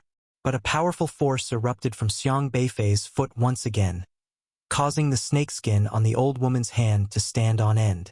Xiang Beifei seized the opportunity, the breath soil flowing from his body, traveling up his leg to the snakeskin, lodging into each scale. The old woman's snakeskin couldn't close up again, and now Xiang Beifei's breath soil was rapidly slicing up her arm, going against the grain of the scales, forcibly peeling them off. Crack, crack, crack. The old woman let out agonizing cries as the scales peeled off her arms, revealing shriveled black skin that could hardly be called skin. It was more akin to the withered and rotting hide of the dead. Whoosh! A new arm, robust in appearance, suddenly grew out of her ribs, but instead of a hand at the end, there was a long bone blade that slashed at Xiang Beifei's foot. Xiang Beifei dodged to the side, drawing back his foot, and struck the old woman's face once more. Another twisted black arm rapidly emerged from her body, this one not resembling a human hand, but rather holding a small shield. Bang! Xiang Beifei's kick struck the shield, making a humming sound, but it didn't shatter the shield. Upon closer inspection, he realized the shield was a patchwork of bones of various sizes, extremely hard, and seemed to come from the sturdiest parts of different desolate beasts. He could identify some of the bones as coming from the heartguard bone of a black ape, the sharp horn of a unicorn, and the tail vertebra of a ghost fox, while the origins of the remaining broken bones were beyond his recognition. All these were the most powerful defenses on a desolate beast, some parts so tough that even Xiang Beifei's current strength couldn't break them. It was as if the old woman had collected all the bones of desolate beasts and sewn them together. Crack, crack, crack. Anger in her voice, the old woman made threatening sounds at Xiang Beifei. She waved her hand, and from a corner of the shack, a plastic bag flew out, bursting open to reveal a bag full of scales. The scales flew towards her, quickly covering the dead skin on her arms where Xiang Beifei had peeled them off. Then her system flickered for a moment, and fine silver threads flew across her arms, weaving around each snake scale, sewing the scales into her arms like needle and thread. Did this old hag use her system ability to reconstruct herself? Xiang Beifei watched the N-level lace clouds and crescent moon system, feeling quite astonished. Lace clouds and crescent moon, a system type of tailoring, but no one said that tailoring could only be used on fabrics. Sewing scales, sewing various bones, stitching things from a desolate beast's body to one's own also counted as tailoring. No wonder the shack had various organs of desolate beasts and beams covered with so many eyeballs. Those were probably spares waiting to replace her eyes in case she became far-sighted and decided to dig out her own eyes and sew on those of a desolate beast. The thought was indeed thrilling. Granny, his fists are very hard. We should also chop off his hands and use them as trimmings. The little girl yelled loudly. Swish! The old woman lunged at Xiang Beifei once again, this time with a pair of wings as tough as steel growing from her back. The wings, glistening and sharp-edged, cleaved the table in half instantly, and even the iron bucket that had contained organs was split in two. Xiang Beifei watched the old woman charge at him with ferocity, but he wasn't in a hurry. In the brief engagement, he had become familiar with the old woman's attack methods, and learned by analogy quickly helped him analyze her approach and her weakness. He turned towards the little girl who was yelling enthusiastically, as if afraid others wouldn't notice her existence. Are you shouting so loudly because you're afraid others won't know you're here? Xiang Beifei dodged the old woman, his breath soil swiftly forming a sharp long sword in his hand. He gripped the sword and thrust it at the little girl. The little girl clearly didn't expect Xiang Beifei to suddenly turn on her. She screamed, shouting, "Grandma! Save me!" Taken aback, the old woman immediately whirled around and rushed towards the little girl. But Xiang Beifei couldn't care less about her. His breath-soil sword flew from his hand, turning into a brown gleam without any hesitation and stabbing towards the little girl. With a scream of terror, the little girl's skin suddenly shriveled. Her back split open, and something covered in fur wriggled out, turning into a shadow that swiftly flew towards the old woman. The old woman quickly turned, her back also splitting open to take in the dark figure. Splat! The little girl's shriveled body fell to the ground. Xiang Beifei looked at the little girl on the ground, who had lost all signs of life. After a moment of silence, he turned back to the old woman. Indeed, a desolate beast. His eyes flickered with a cold light. After the dark figure entered her body, the system hovering above the old woman's head seemed to flicker, unable to sustain itself any longer, and then with a crackling sound, it vanished. System destroyed. That meant the person was dead. Xiang Beifei remained silent, not uttering a word, still intently staring at the other party. Woo! Crackle!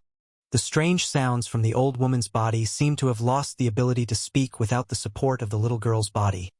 But, as if receiving a command, the old woman swung her hand fiercely, and everything in the shack began to shake wildly. Whoosh! Whoosh! Countless paws and bones splattered into the air, rushing at Xiang Beifei from different angles, surrounding him from all directions. Xiang Beifei threw a punch, his body covered with bursting flames, incinerating everything around him. Swish! Swish! Many eyeballs on the walls moved swiftly along the ceiling. They seemed to be under control. And then, a bolt of lightning shot out fiercely from a triangular green eye on the ceiling. Crack!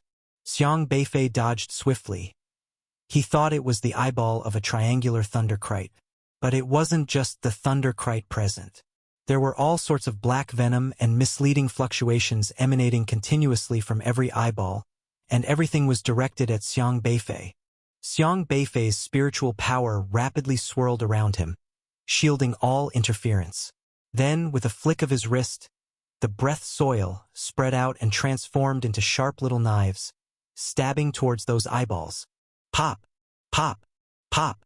Every eyeball on the ceiling was pierced directly by him. Just like breaking a light bulb, the tiny shack was filled with a bloody stench. Crackle! The old woman looked enraged. Her body was stitched together with various parts of desolate beasts again. A tailbone and venom glands, all clawing ferociously, releasing strong spiritual power fluctuations that intimidated Xiang Beifei. She lunged forward again, her sharp wings like a long knife, slicing sideways at Xiang Beifei.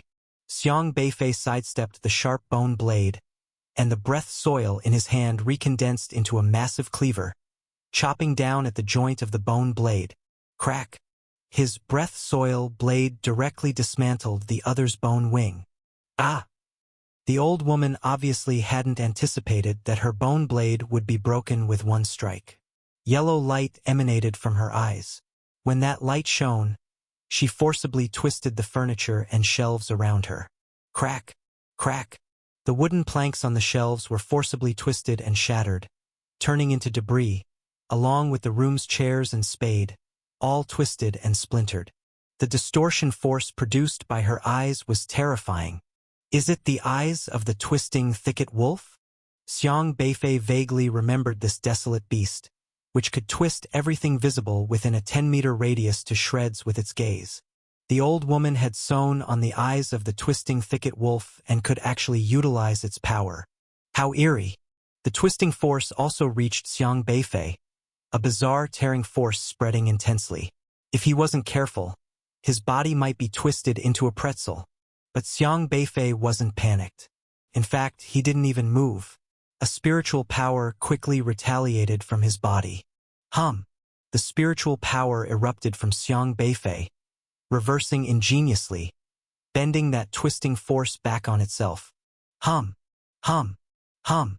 Surrounded by the distorted air, a powerful force mixed in, following the twisted path back into the old woman's eyes. Pop! The old woman's wolf eyes burst like a light bulb, spraying a cloud of blood mist. Stay connected through Novelbin. Calm. Crackle!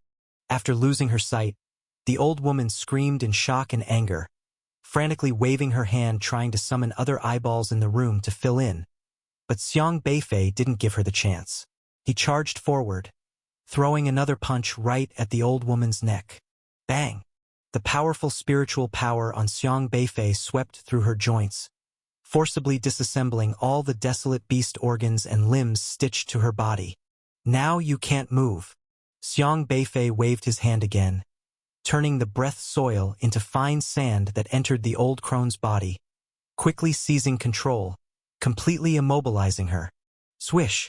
Flames burst from the breath soil, spiritual power spreading rapidly as the old woman's body burned from the inside out.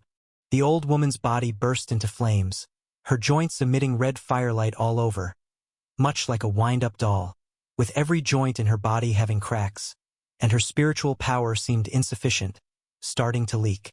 "Awoo!" Another voice came from the old woman's body, sounding extremely alarmed and angry, but the flames had already spread over her, the breath soil controlling every part of her body and quickly rolling towards that black shadow. A piercing scream erupted from the old woman's body. Every scale on her body flared up, trying to expel the flames, but it was too late, and Xiang Beifei's flames churned chaotically inside her.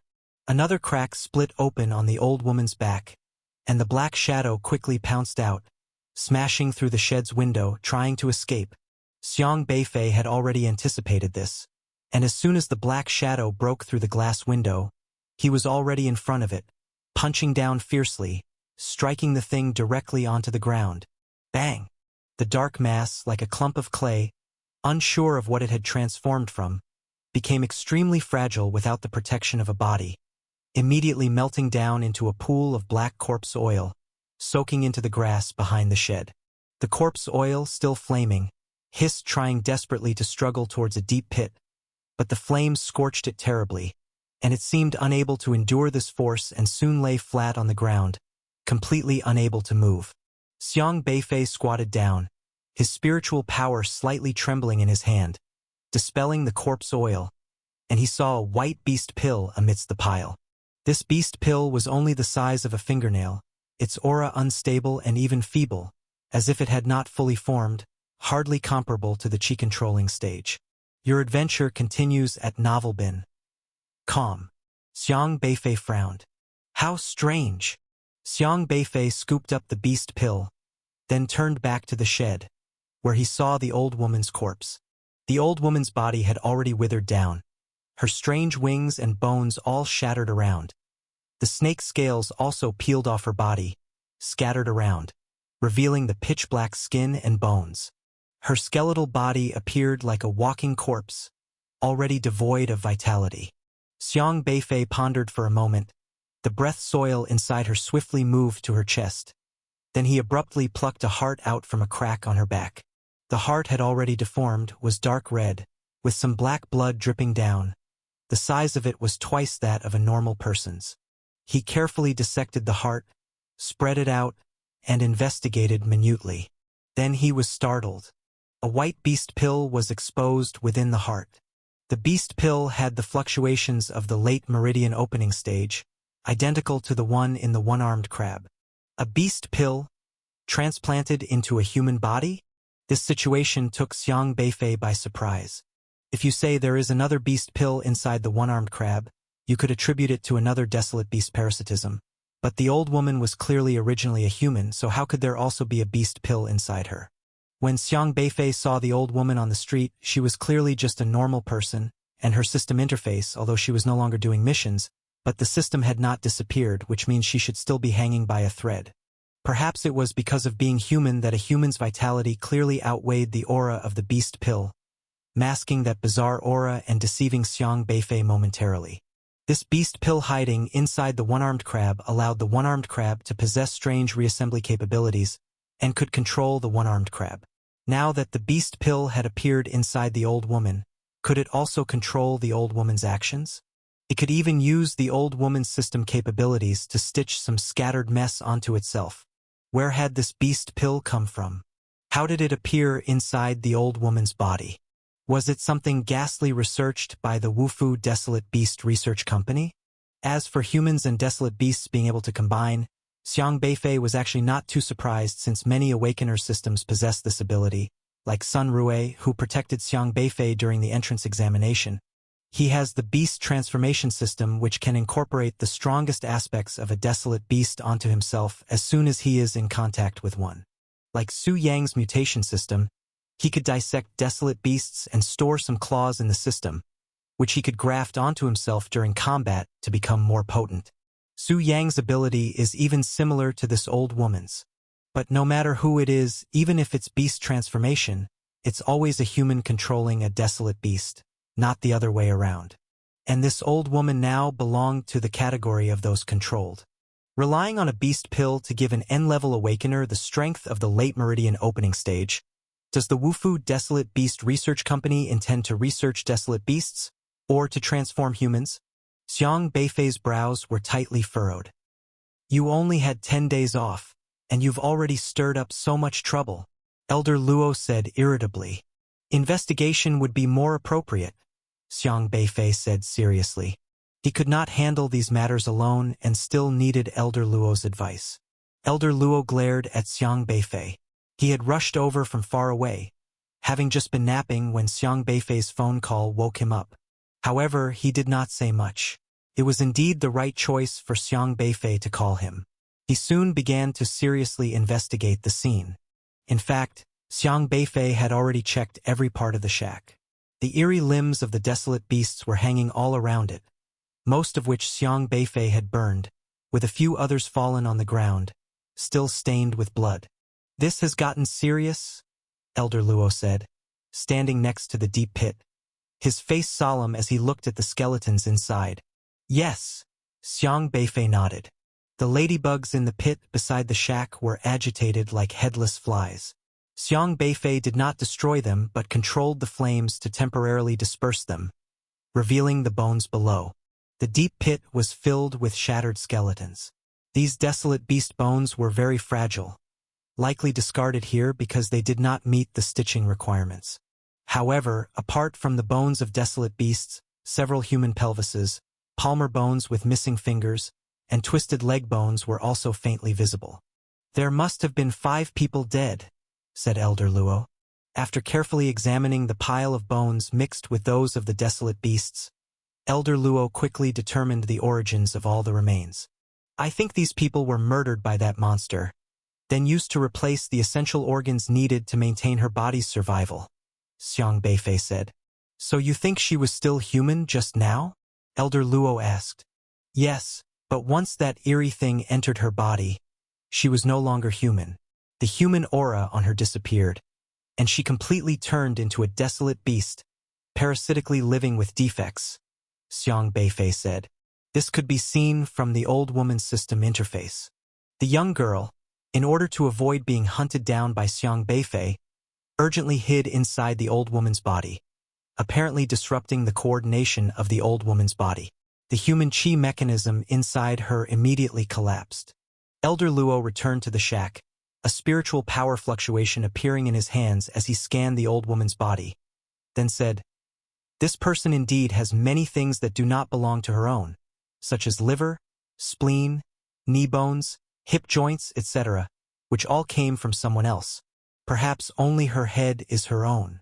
Judging from the age of the skull bones, she was only about 26, not yet 27 years old. Sure enough, Xiang Beifei's conjecture had been confirmed. Elder Luo determined other people's ages by bone age, whereas Xiang Beifei had estimated the old woman's age based on the system's task log. The first beginner task issued by the old woman system started 8 years ago, which means she had just awakened to this N-level system. It's tragic that she became like this at such a young age, similar to the aging giant crab you encountered in the sewer last time, Elder Luo said with a heavy tone. Exactly, aging, rebirth, the ability to use the abilities of the host, and likely a short lifespan, said Xiang Beifei. When Xiang Beifei saw the crab in the sewer, it seemed like it was at the end of its life, its eyes drooping. Later, it seemed to be reborn, reorganized by countless small crabs. And this old woman, or rather, this originally young woman's situation, was very similar to that of the giant crab. The crab became very aged, and she turned into an old lady while still young. The crab had the ability to reassemble, She could extend her own life using other people's limbs and organs, and even change herself with various desolate beast organs. The crab had a mutated heart and 2 beast pills inside it. Adding the incomplete small beast pill from that little girl, she could also be considered to have 2 beast pills. No wonder, Elder Luo said thoughtfully. What's no wonder? Xiang Beifei asked. Last time you gave me the beast pill, I tested its effects to study it and found it could emit a kind of fluctuation and was still not completely devoid of vitality, Elder Luo said. Not completely devoid of vitality? Can still survive. Xiang Beifei was quite surprised. He had been busy cultivating these past few days and had not properly researched the beast pills. Yes, Elder Luo nodded slightly. Usually, once the beast pill is removed, the desolate beast will die and the beast pill quickly loses its activity, turning into a pure power crystal. Even if the beast pill is stuffed back, the desolate beast will not revive. But this beast pill can, and it lives not only in the body of the one-armed crab, it can survive in almost every type of desolate beast. Despite Elder Luo often seeming idle and doing things that appear to be trivial, his abilities are actually very comprehensive. Although he does not have complicated system items available, his system can freely allocate points. As long as he allocates all his points to research, he becomes an uncompromising scientist. Xiang Beifei looked at Elder Luo's system interface. You placed the beast pill into a dead triangular thunder kite. The kite revived and roared at you. You roared back at it, winning the encounter, leisure value plus 53. The tested triangular thunder kite only survived 6 hours. The experimental results were not optimistic, but you were optimistic, leisure value plus 61. Every time Xiang Beifei looked at Elder Luo's system log, he felt a lump in his throat, not knowing how to express it. But at least it was clear what experiments Elder Luo had been doing these days, clearly and precisely. I tested 10 desolate beasts and most of them have very short lifespans. The shortest lived only 4 seconds, and the longest lived 47 hours and 5 minutes. They pretty much all died of old age. Even among the same species of desolate beast, the degree of aging varied. One claw-tailed monkey lived for 2 hours, while another lasted only 2 minutes, said Elder Luo, whose experiments were extremely meticulous, setting up various experimental and control groups to explore the basic characteristics of the beast pills. It must be related to the carrying strength of the heart. They all have very large hearts. Xiang Beifei recalled the heart of the one-armed crab he saw being cultivated in Feng Kang's office. He had to be very selective and took a long time to find a suitable heart for cultivation, which indicates that not all hearts meet the characteristics. Elder Luo was somewhat surprised. I hadn't considered that, but now it's lost its vitality, and I can't perform any more experiments. Can't you revive the desolate beasts anymore? No, I suppose this beast pill also has power requirements. Currently, I can't determine what power it needs to be replenished with, Elder Luo said. Xiang Beifei related what he had seen in the wholesale market's office, talking about it casually as if Feng Kang's office door happened to be left open and the cameras broken, and then he just went in for a look. Elder Luo was skeptical. Why do I doubt your story so much? You could see their secrets that easily. You were on vacation. Isn't this thanks to your good teaching? Have I ever taught you this? Outstanding qualities, learned by osmosis, Xiang Beifei replied earnestly. Elder Luo glanced at Xiang Beifei and huffed lightly, clearly convinced he had used some means. This kid was no easy task, but he didn't care to delve deeper, it was habit by now. Understood. I'll keep an eye on that company. Elder Luo nodded slightly. The conclusions reached so far were few, but it was apparent that the Wufu Desolate Beast Research Company was definitely the key. The next step was to thoroughly investigate. Xiang Beifei burned all the ladybugs that were gnawing on the bones. Their flames spread wide, leaving nowhere for those lost without their mainstay to hide. These were the most common black ladybugs, which fed on corpses, used to conceal the situation here. Elder Luo used a spatial system item to collect everything that could be studied from the site, stopping just short of dismantling the entire shed. There was no necessity to report this incident to the Alliance.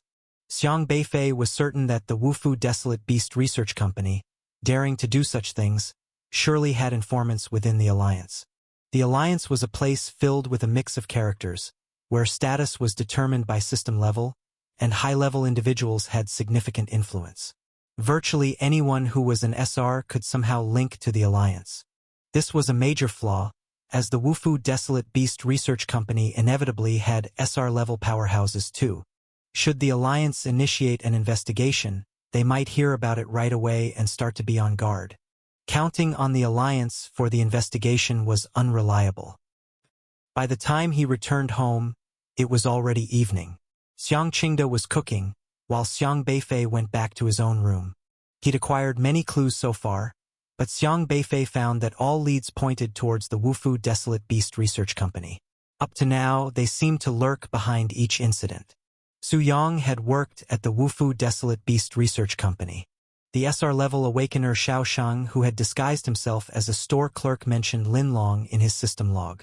Lin Long was a manager from the Wufu Desolate Beast Research Company.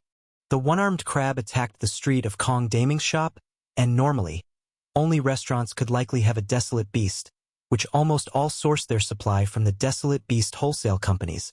It's highly probable that it came from Bowl embracing the moon. Without his knowledge, he had become famous, and the Alliance launched a public welfare event called Options, where the Wufu Desolate Beast Research Company was one of the sponsors. The Wufu characters inside the Pioneer Stone. The previous clues were scattered, and Xiang Beifei had always lacked a thread to connect them all. But the appearance of the Wufu Desolate Beast Research Company made all the clues clear. All arrows pointed towards the Wufu Desolate Beast Research Company.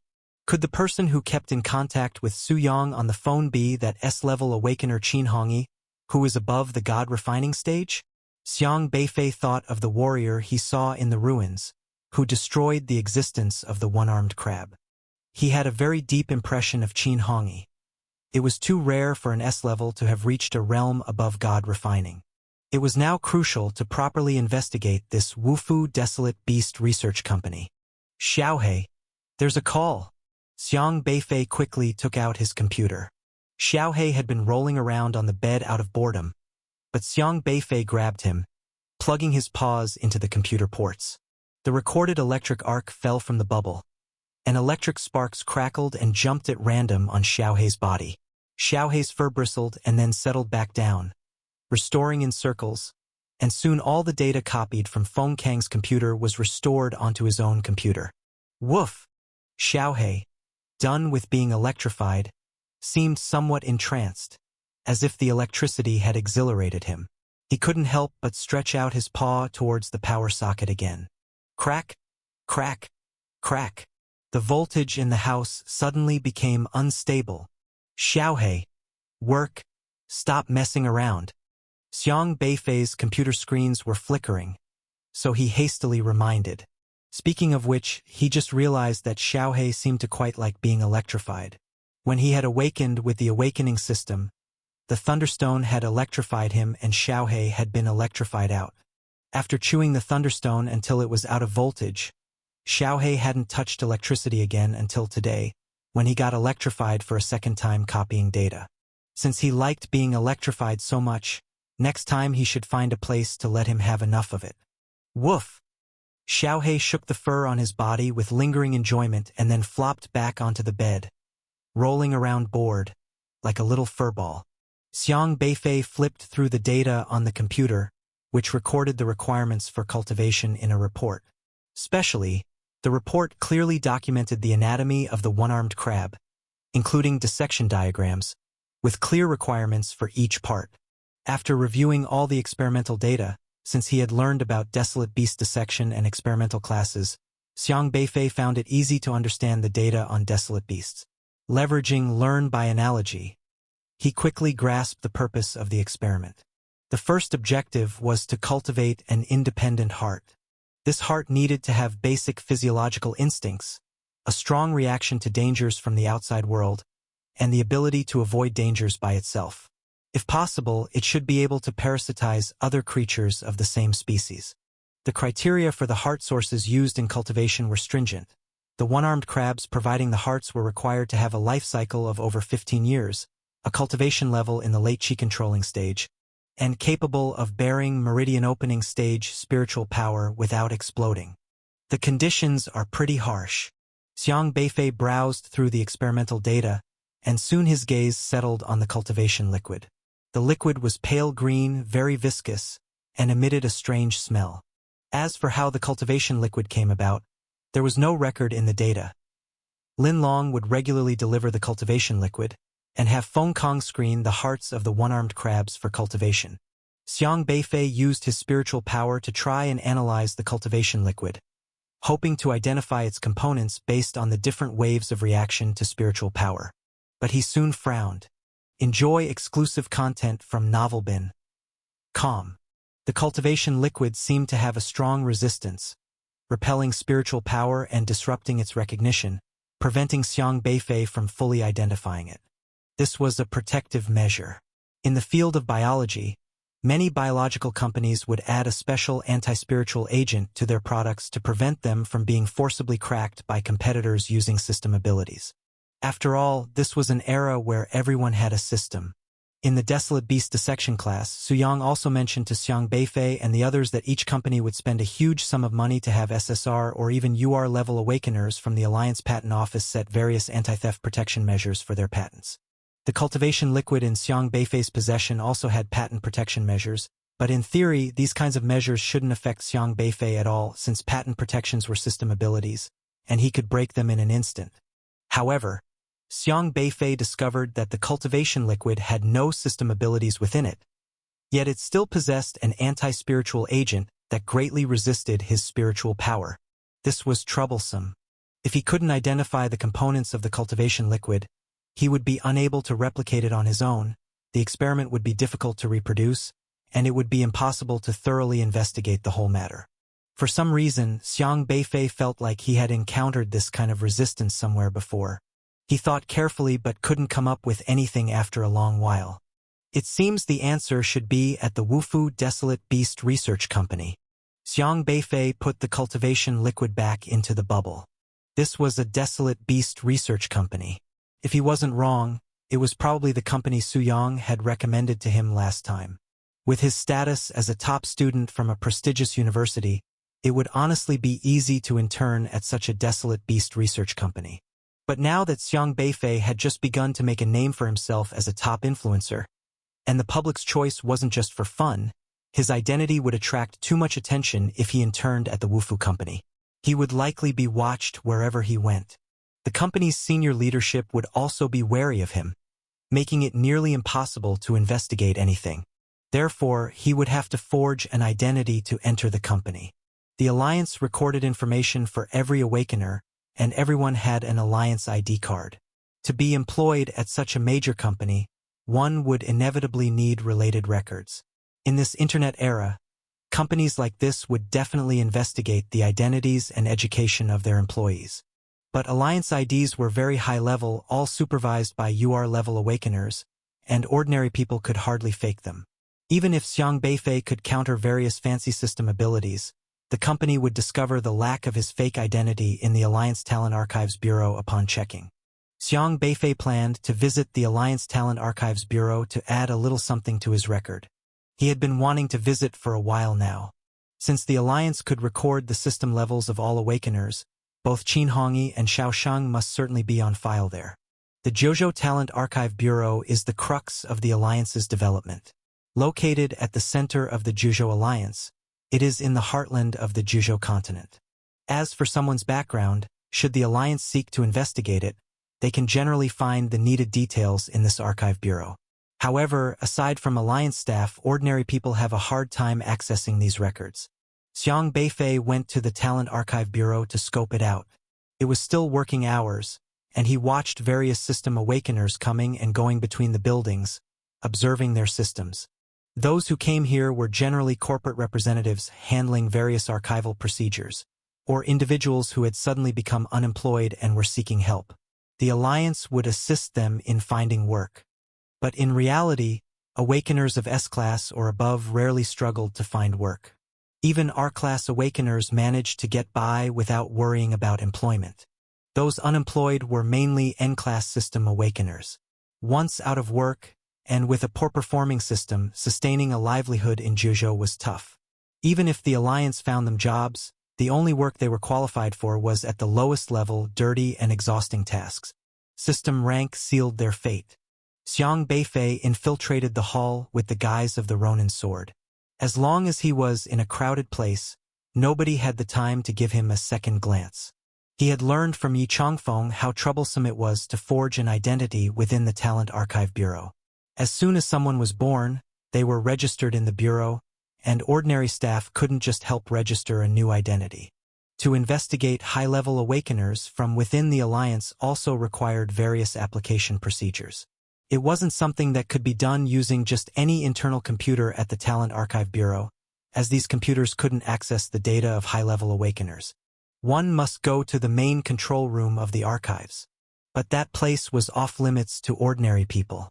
Xiang Beifei didn't know where the main control room of the archives was, nor could he look up everyone's records. He needed someone from the inside to guide him. And that person needed to possess the right system. He needed to scout for one.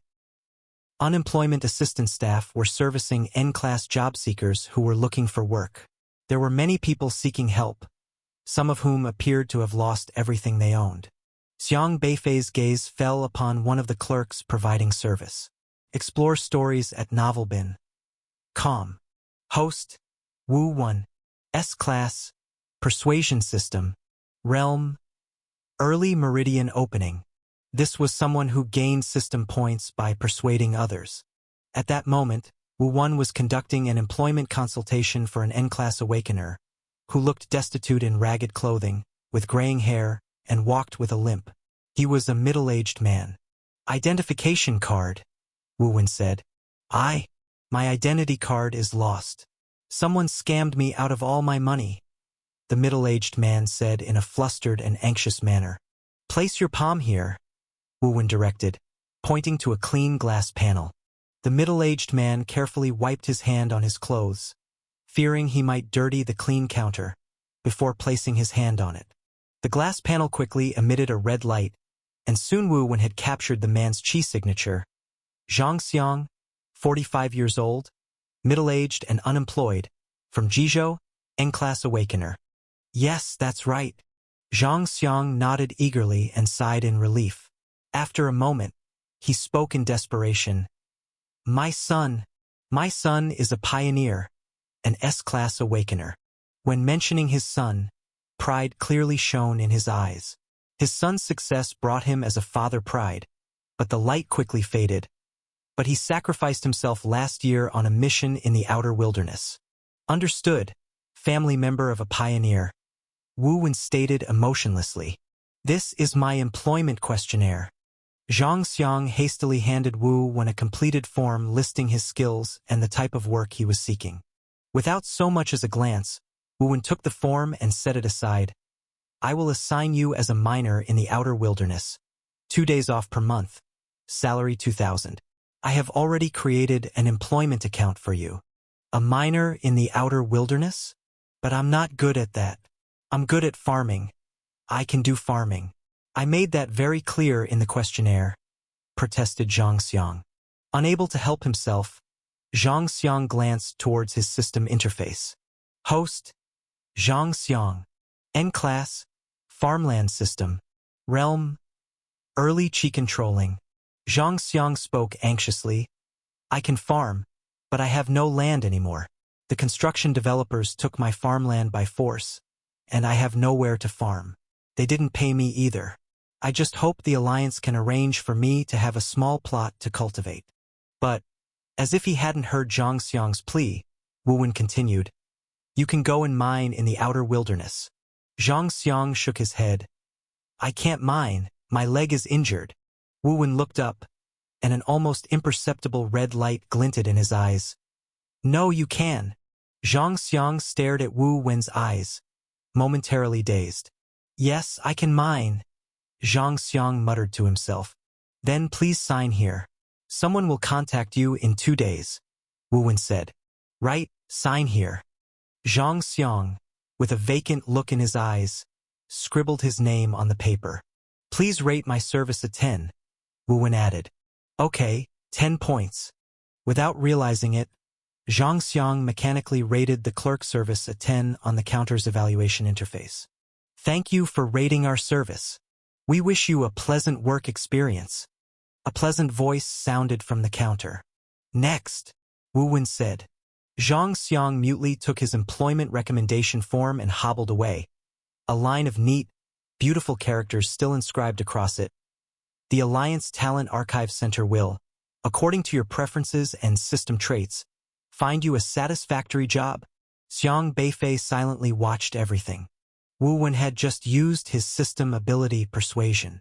This ability could forcibly change the thoughts of those with lower cultivation than his, making their thoughts on certain matters deep-rooted, compelling them to act exactly as he had said.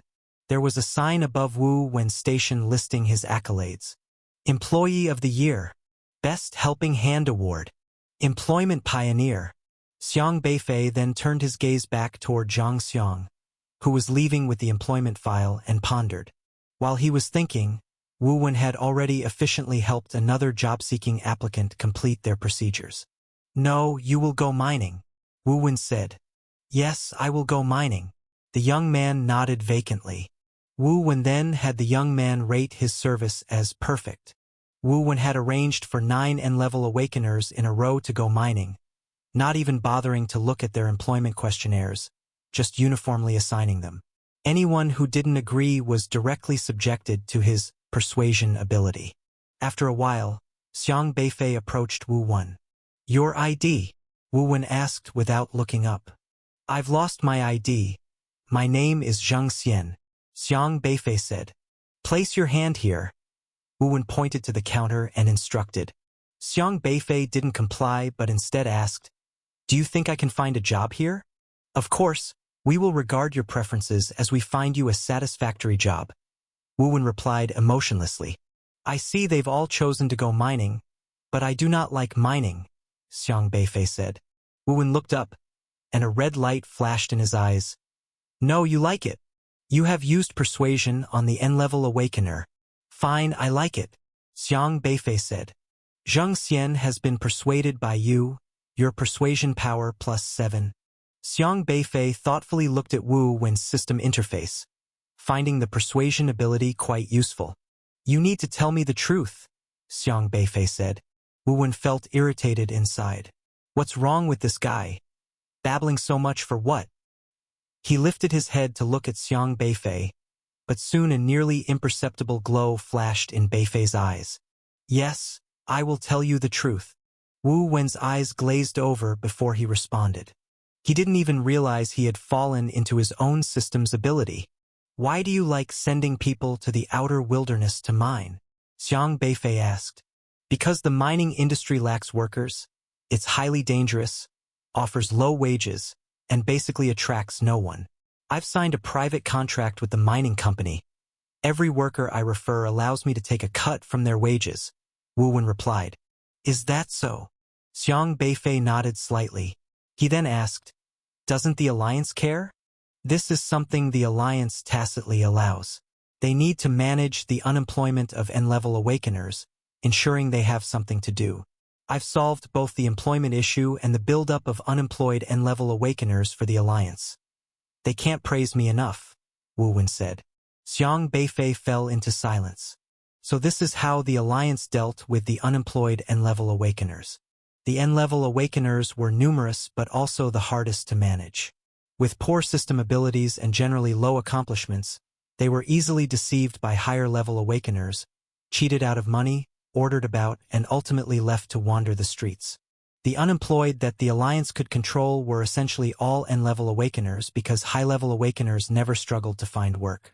These unemployed N-level awakeners turned into a hidden threat for the Alliance. If left to roam the streets, they would cause significant trouble. Therefore, as long as the employment issues of N-level awakeners were resolved in any way, the Alliance would turn a blind eye to the methods used by the staff below, even if it meant forcing them to mine in the wilderness beyond the domain. Understood. Find me in the park outside after you get off work, Xiang Beifei said. Okay. Wu Wen nodded. Xiang Beifei continued. You need to cancel your influence over everyone and from here on earnestly refer to each job seeker's questionnaire to find them work, and properly fulfill your duties. But my efficiency will drop if I do that, Wu Wen said anxiously. You must do it. Xiang Beifei's eyes shimmered again. Wu Wen's gaze turned vacant, and then he nodded earnestly. All right, I will do that. Xiang Beifei turned and left the hall without looking back. Outside the Alliance Talent Archives Bureau, Zhang Xiang was limping back home, still clutching an employment recommendation form in his hand. I need to go mining. This thought had been on his mind the whole time. But soon, this idea gradually faded away. Wu Wen had already taken the initiative to remove his influence over him. How can I mine with this leg? Zhang Xiang despondently sat down on the flower bed by the roadside. He couldn't help but rest his elbows on his knees and support his forehead with his hands, his eyes brimming with exhaustion. Xiang Beifei went to buy a bottle of water and a bag of bread and then came over, saying, Here. Zhang Xiang wearily lifted his head, seen the bread and mineral water, and paused for a brief moment. He hesitated and did not reach out to take them. I have no money. Zhang Xiang shook his head. I heard just now that your son was a pioneer. Pioneers deserve respect, and their families should be treated well. This is for you, Xiang Beifei said. Zhang Xiang lifted his head to look at the young man before him. Take it. I have no other intentions, Xiang Beifei said. Thank you. Zhang Xiang said gratefully, quickly taking the bread and water and devouring them hungrily. How long has it been since you last ate? Xiang Beifei asked. 2 days. It's been 2 days since I've had food. Zhang Xiang kept stuffing the bread into his mouth.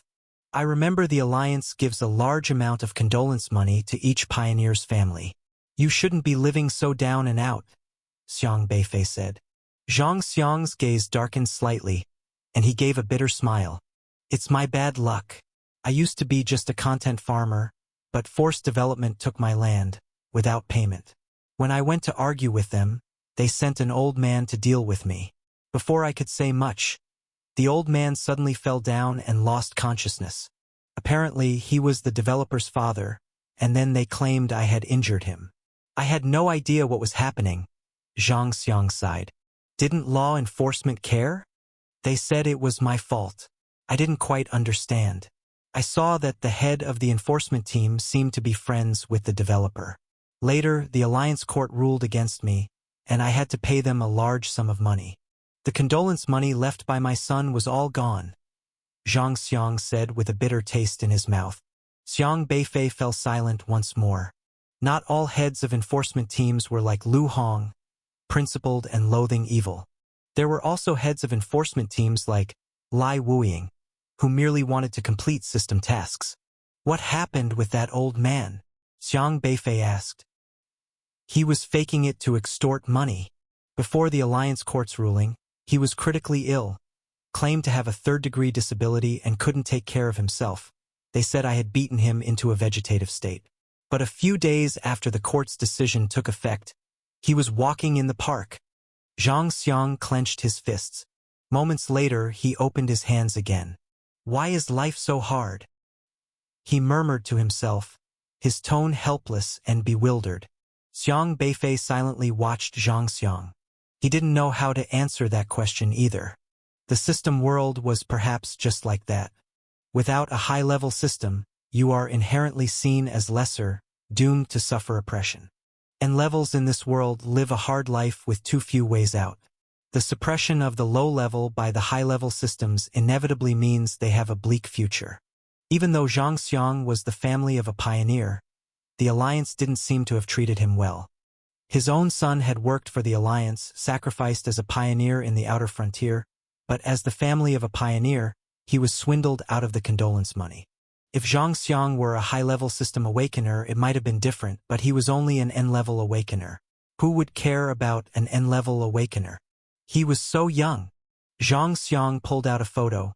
It was of his son, barely in his 20s, not long out of university, who had chosen the noble profession of a pioneer full of grand aspirations and never returned.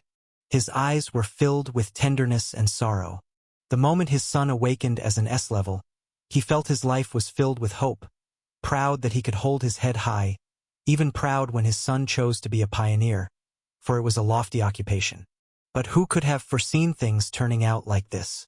Thank you for the bread and water. Zhang Xiang stood up and once again expressed his gratitude to Xiang Beifei. What plans do you have for the future? Xiang Beifei asked.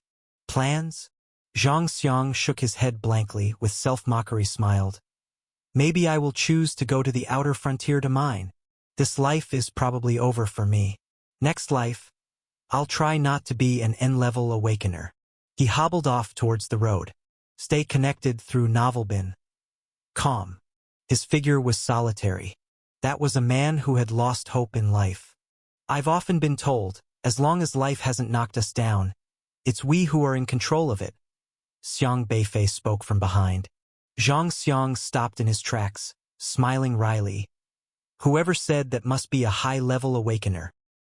He's my grandfather, just an N-level awakener, Xiang Beifei said. Or at least that's how he viewed his own system level. But he had always lived that way. Zhang Xiang paused in reflection. Then he's very optimistic, he said. Yes, he never gave up hope. Xiang Beifei stood up, walked over, and handed him a note, saying, Don't give up either. You can go to this place and try looking for a job. Zhang Xiang hesitated for a moment, then took the note. It was inscribed with an address and the words, Kong's Mansion Banquet. Go and find an elder named Xiang Qingde. Just say his grandson sent you, and he'll help you. Take this money for now. Xiang Beifei stuffed 2,000 yuan into Zhang Xiang's hands. I can't accept this. I've already had your water and bread. Zhang Xiang hurriedly pushed the money back. You'll need the fare. It's going to be a several hours ride. As soon as Xiang Beifei finished speaking, he left without waiting for Zhang Xiang to say anything more. He didn't know why he was helping this N-level awakener. Perhaps it was because they were both from the pioneer families, or maybe he thought of his grandfather's foresight, who chose to move to the slums discreetly to avoid the pension from being scammed or extorted in various ways. As long as an N-level awakener has a large sum of money in their pocket, you never know in what way it might end up in the hands of higher-level awakeners. Xiang Beifei couldn't help all N-level awakeners, but at least he could start by helping one. As for the future, that would be dealt with in the future. Xiang Qingde? Named Xiang? Kong's Mansion Banquet. Looking at the note in his hand, Zhang Xiang vaguely remembered something. Many news stories had been bustling recently, especially regarding the Inquiring Dao event which even he heard about from the billboards on the streets. Could it be that person? Zhang Xiang was shocked. That genius N-level awakener. Could he really have met such an important figure? Zhang Xiang was greatly excited. He quickly turned around to look for Xiang Beifei, but where was there any trace of him? Gone. Is he really him? A new hope lit up Zhang Xiang's eyes once more. He had to go there to confirm this matter. Perhaps that person could change the situation for N-level awakeners? In the evening, after getting off work, Wu Wen walked towards the outside. But then he remembered something and began to look around in the crowd. He soon saw Xiang Beifei not far away and quickly headed towards him. Who are you? Why did you ask me to find you? Wu Wen looked at Xiang Beifei with caution. Although he was persuaded to come here to find Xiang Beifei, it didn't mean that he believed in Xiang Beifei. I need to get into the archives control room. You should know where that is, right? Xiang Beifei asked. Wu Wen's face changed and he exclaimed, How dare you? The archives control room is not a place you can just walk into. Who on earth are you? From now on, I'm your boss, Xiang Beifei said. Yes, boss. Wu Wen blurted out without thinking. He probably never thought that one day, he who often used this ability to persuade others, would meet a tough nut that not only resisted but also turned the tables, making him the persuaded one. This ability is really useful, Xiang Beifei thought to himself with satisfaction. It only took a few words to persuade Wu Wen. Forget it. I don't have a son like you. I'm your boss. From now on, you must do as I say, Xiang Beifei said. All right, boss. Wu Wen changed his tone and replied. This time his voice was filled with much respect. As being persuaded to become a subordinate naturally, he had to show the attitude of one. "Can you take me to the archives control room?" Xiang Beifei asked. "What does boss want to do in the control room?" Wu Wen asked nervously. "Don't ask for the reason, you just need to answer."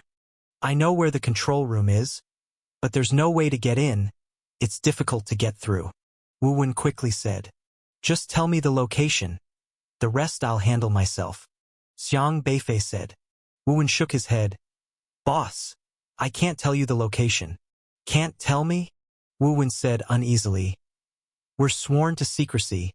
We know how to get there, but we can't reveal it." "Understood." Xiang Beifei nodded slightly. The high-level system suppression of lower-level systems meant that S-level Wu Wen was bound by alliance secrecy, unable to vocalize work-related information, a common means of confidentiality. "Then you'll take me there tonight." "Okay, boss." Wu Wen nodded. After a moment, he added worriedly, "But there are security patrols at night, and they're very strict here, not so easy to evade." "Is that so? Then tell me more and let's see if I can get in," Xiang Beifei said. "It's not that I doubt the boss's abilities, but this building is protected by powerful defenses." "Boss, are you a UR-level system awakener?" Wu Wen inquired. No. "Then you definitely can't get in. The system defense is as solid as a fortress. Very hard to crack," Wu Wen said earnestly. "Is that right?" Xiang Beifei remained calm. He wasn't a UR-level system awakener, but he was the UR system's terminator. The night was deep. A bright glow spilled over a building that was 6 stories high and shaped like a triangular ring. White light shone on the plain gray tiles, illuminating the entire building with clarity. Each tile exuded a solemn and majestic aura, under which lay an exceptionally strong defense capability. Various powerful protective measures intricately intertwined, blocking even a fly from entering. Patrolling every day seems completely unnecessary. In the dimly lit corridor, where one could barely see their hand in front of them, a man in a blue union work uniform adjusted his glasses as he walked slowly with another person. The corridor was unlit, pitch black. Ordinary people would be as good as blind walking here. But the man walked effortlessly in the dark, deftly avoiding a trash bin ahead as if the darkness meant nothing to him. Whether the lights were on or not made no real difference to him, because he was wearing glasses. The glasses were ordinary-looking, with gray frames and somewhat curved lenses. From his point of view, the corridor was brightly lit. These were special Union glasses designed for night patrol security personnel. The corridor lights above were made of night vision-capable system materials, and only by wearing special glasses could one see the lights, which were no different from daylight. That is to say, if petty thieves came here, they would see the building as pitch dark, but to the guards it was brightly lit. The glasses also had identity recognition. Except for registered Union personnel, wearing the glasses would be futile for anyone not registered. No matter what invisibility, shape-shifting, disguise, or spatial jumping abilities the petty thieves had, all would fail in this building. UR products are guaranteed quality. Just focus on our work. The other security guard, who appeared to be in his 50s and more experienced, looked serious. Though both were Union security guards, they were both S-level Meridian opening stage experts. The older security guard was named Sun Zhong, whose cultivation had even reached the late stages of Meridian opening. Host: Sun Zhong. S-level, patrol the world system. Stage: late Meridian opening. He was originally a border guard, but due to personal reasons, he returned here to become the head of the personnel file security team. Read latest chapters at novelbin.com. Don't underestimate the head of the personnel files security team position. The power it held was tremendous. If he needed to investigate someone for security reasons, even SSRs had to cooperate. So usually, he didn't need to curry favor with higher-level awakeners. He just needed to do his job well, and this job also brought him substantial system points. He patrolled here all year round because the work was simple, yet the system points he earned were very substantial. Each patrol could earn him several hundred system points. His younger partner was named Zhou Guan, who had recently graduated from college. Host, Zhou Guan. S-level, teamwork system. Stage, early meridian opening. Zhou Guan was not a graduate of an elite university but from an ordinary one. Coming out of an ordinary college with an S-level, he didn't have much advantage, so he chose to start from the grassroots. For him, as long as he could work with someone, he could earn system points. Thus, patrolling with Sun Zhong also counted as performing system tasks. In the Union, even a security guard belonged to the Union system, enjoying the same benefits as other Union employees, which made the position quite respectable. Could be said that not just anyone could become a Union employee, even as a security guard. I don't think anyone would dare make trouble here. Actually, we could go for a drink together. Zhou Guan, full of youthful vigor, seemed more conversational, and for him, patrolling was not important. He just needed company.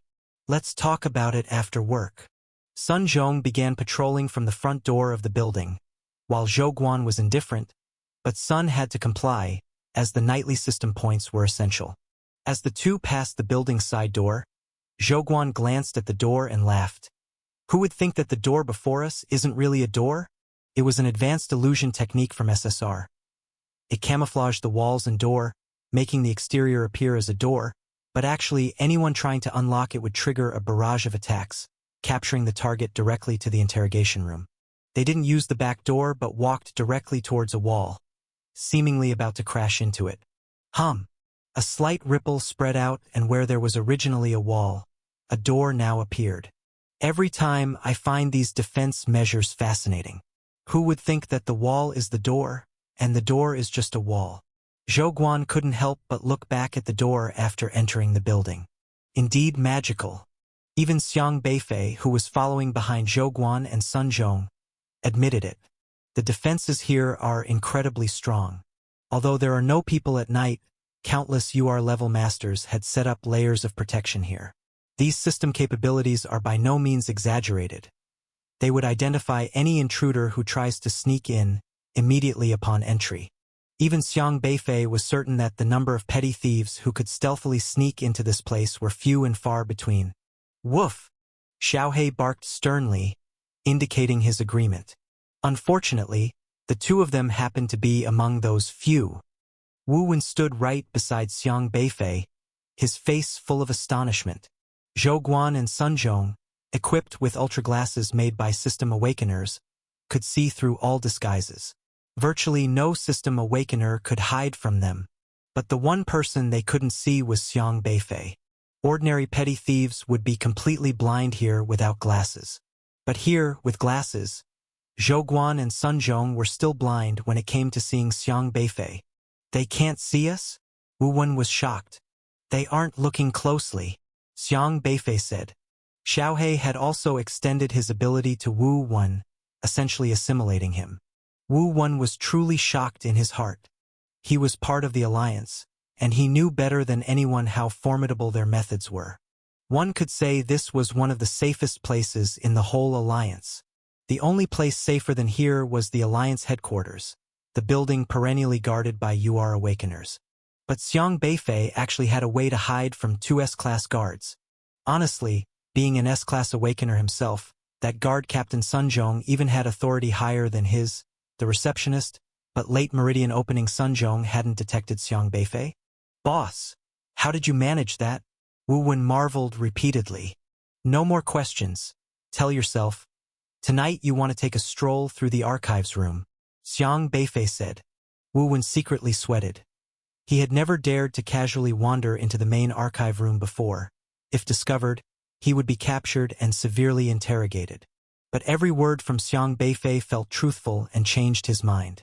I want to take a stroll through the main archives room, Wu Wen said to himself. Xiang Beifei had already made a round inside the building during the day and had not found where the archives room was hidden. There were too many rooms here, various offices intertwining and shuttling, and there was no floor plan available. He could see any system's defenses, but the issue was that the entire building was full of various powerful system defense fluctuations interfering with each other.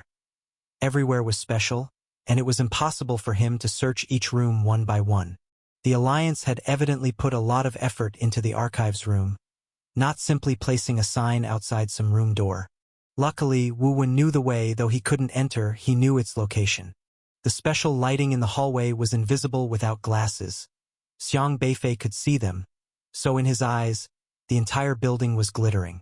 Zhou Guan and Sun Zhong passed through the first-floor service hall, then headed upstairs to the second floor. The second floor had a meeting reception room.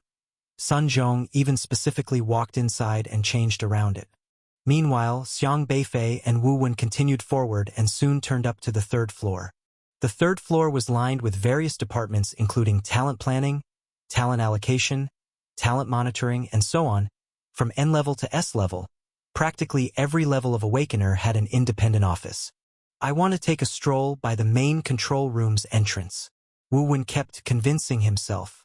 They walked through a long hallway and turned two corners, soon stopping in front of a black wooden door. He opened the door, and the two walked in, but there was only an empty room inside. Nothing else. There's no way to go forward anymore. This is the entrance, but there's no way to get in, Wu Wen said. Have you entered before? Xiang Beifei asked. Wu Wen nodded slightly. I've entered twice, and almost got lost. It was like a maze. The last time an UR leader who took me in mentioned, this place is defended by 77 maze defenses, plus 81 UR level system guardians, and you have to pass through 19-dimensional system spaces. Only those holding the Alliance's key can move freely. People like us entering might get lost in the vortex of different spaces. More than 10 years ago, it's said that an SSR-level person broke in here alone. And then, he never came back up to now, Wu Wen said solemnly. Even SSR got lost? Xiang Beifei nodded slightly. Yes, at the time his cultivation was very high, and after hearing about the defenses here, he wanted to challenge himself and sneaked in secretly, only to vanish without a trace. Wu Wen sighed. Didn't the UR-level big shots try to retrieve him? Xiang Beifei asked. That's exactly the problem. The vortex in that different space is too mysterious, and the UR Awakener who laid out this different space vortex has also been out of contact.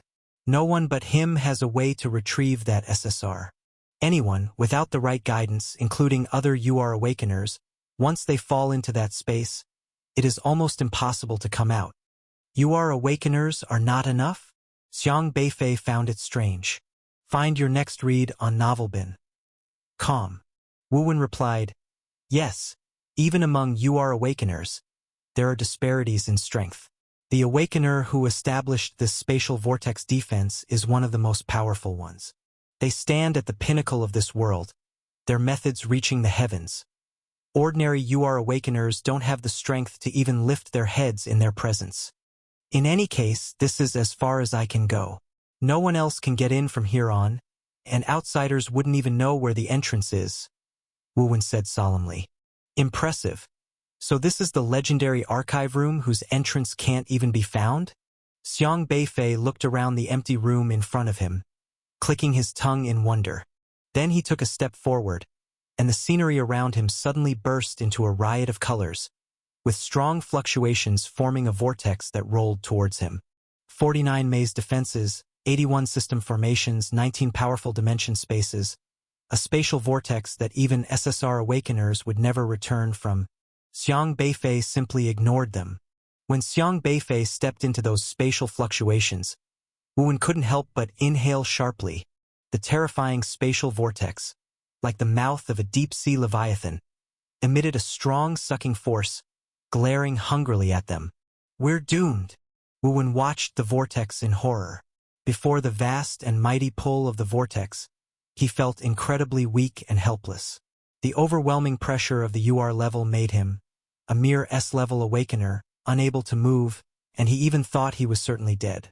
However, Xiang Beifei only looked indifferently at the gigantic and bizarre vortex and waved his hand slightly.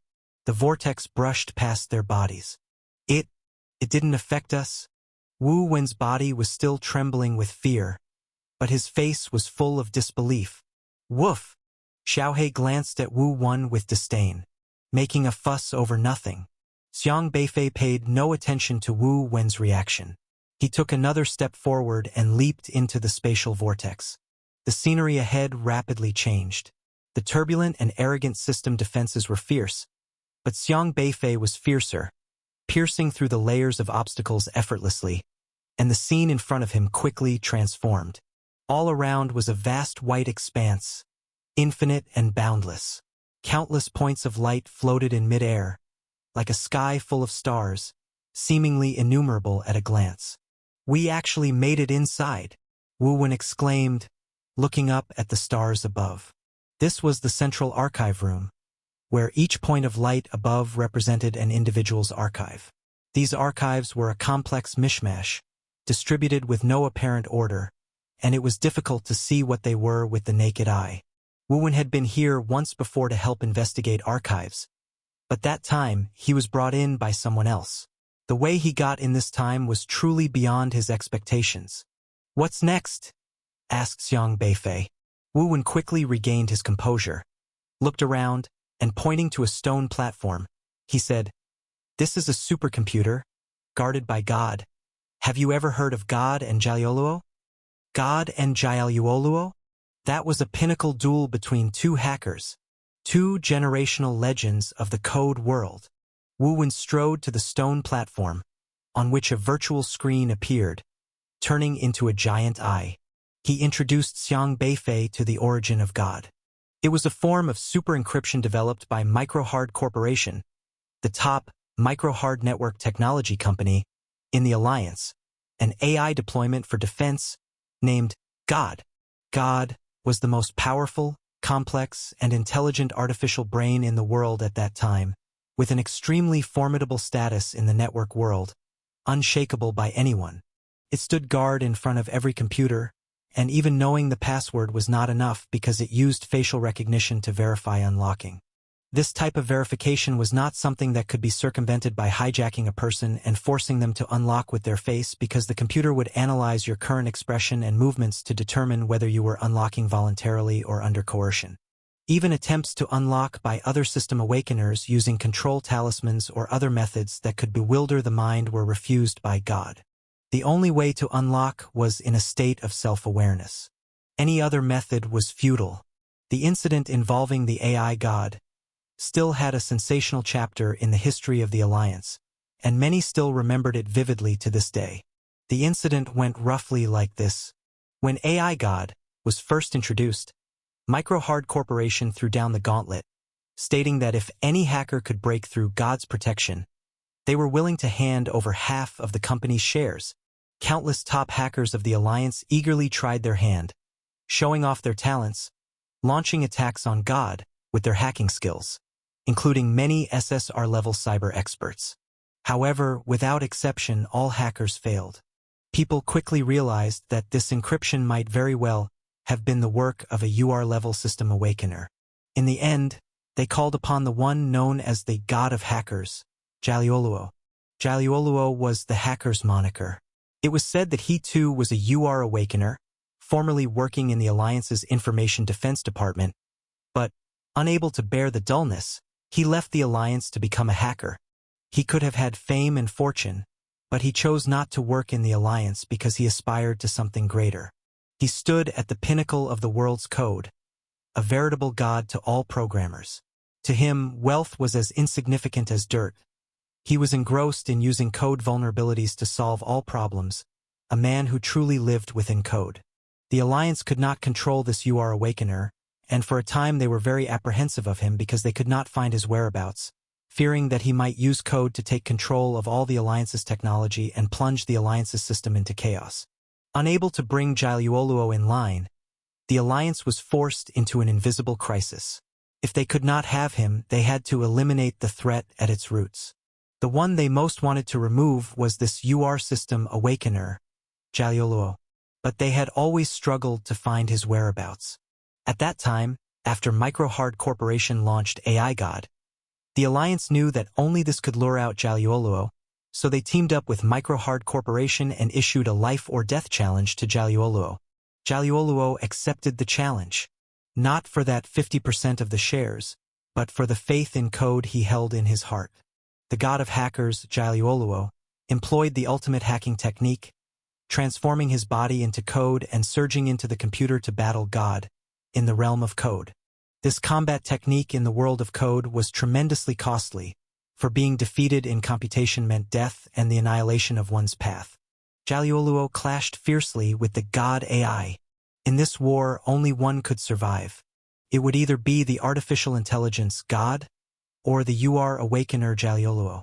The battle turned the skies dark, and a storm of blood and violence swept through the computer networks. Countless hackers were shaken to their core, their blood boiling as they witnessed this duel touted as the pinnacle of the coding world.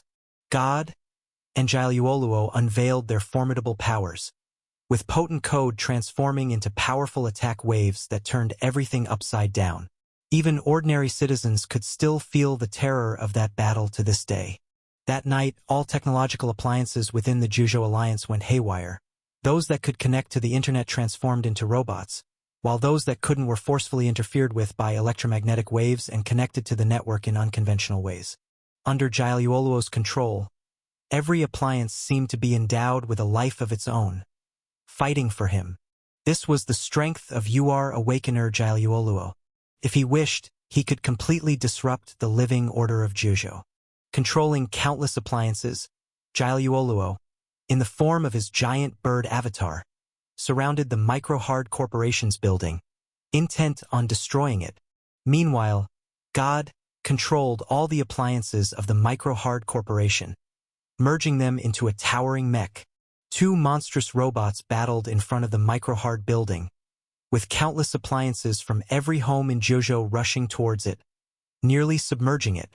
Yet, with God's defense, the Microhard Corporation withstood wave after wave of assaults. Jaluoluo and God fought a bloody battle for 10 days and nights. At the dawn of the 11th day, the first ray of morning sunlight touched the earth, and Jaluoluo was finally driven into a corner by God.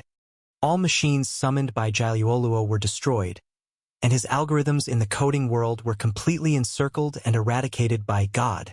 Jaluoluo was defeated. He was vanquished at the hands of God.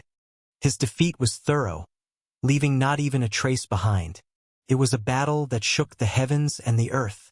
Jaluoluo fought for his belief in code, only to be defeated by code. From then on, Jaluoluo was no more. The powerful and uncontrollable UR-level master vanished from the world. The Alliance could finally breathe a sigh of relief. The unstable element had been eliminated. And with this, the artificial intelligence God leapt to the status of the supreme deity of the coding world. God also became the technological guardian of the Juzhou Alliance, controllable by the Alliance. All the hackers and system awakeners were helpless against God, for wherever God guarded symbolized absolute security. Everyone understood that the creator of God must also be a UR-level awakener. Otherwise, it would have been impossible to defeat the UR-level Jaluoluo. God's guardianship over computers was called the most secure, reliable, insoluble, invincible, and solid encryption method in history. Once locked, without authorization, it was simply impossible to break open. Above the stone platform, that huge I was surrounded by 12 pairs of soft, white wings. The wings fluttered slightly, protecting the large eye in the center as it closely observed Xiang Beifei standing before it. This is the Eye of God. God has become the guardian of all technology in the Alliance. Only SSR-level employees of the Alliance can access the data here. It has incredible recognition capabilities. Boss, since you're not an employee of the Alliance, there's no way to breach God's protection. As a member of the Alliance, Wu Wen was solemn at the sight of the Eye of God, filled with infinite reverence for this artificial intelligence. In his eyes, God represented absolute security. Without the Alliance's command, it was impossible for God to grant passage. At this moment, every white feather around the Eye of God emitted solemn glows, like 12-winged guardian angels, filled with a sacred and inviolable majesty. The great eye seemed able to purge the world of evil, see through all disguises, and it appeared that with just a single glaring look, all the world's order could collapse, and with one glance, the entire Alliance's order could be dominated by it. It was the supreme technological deity of the world. God was unbreakable. God was invincible.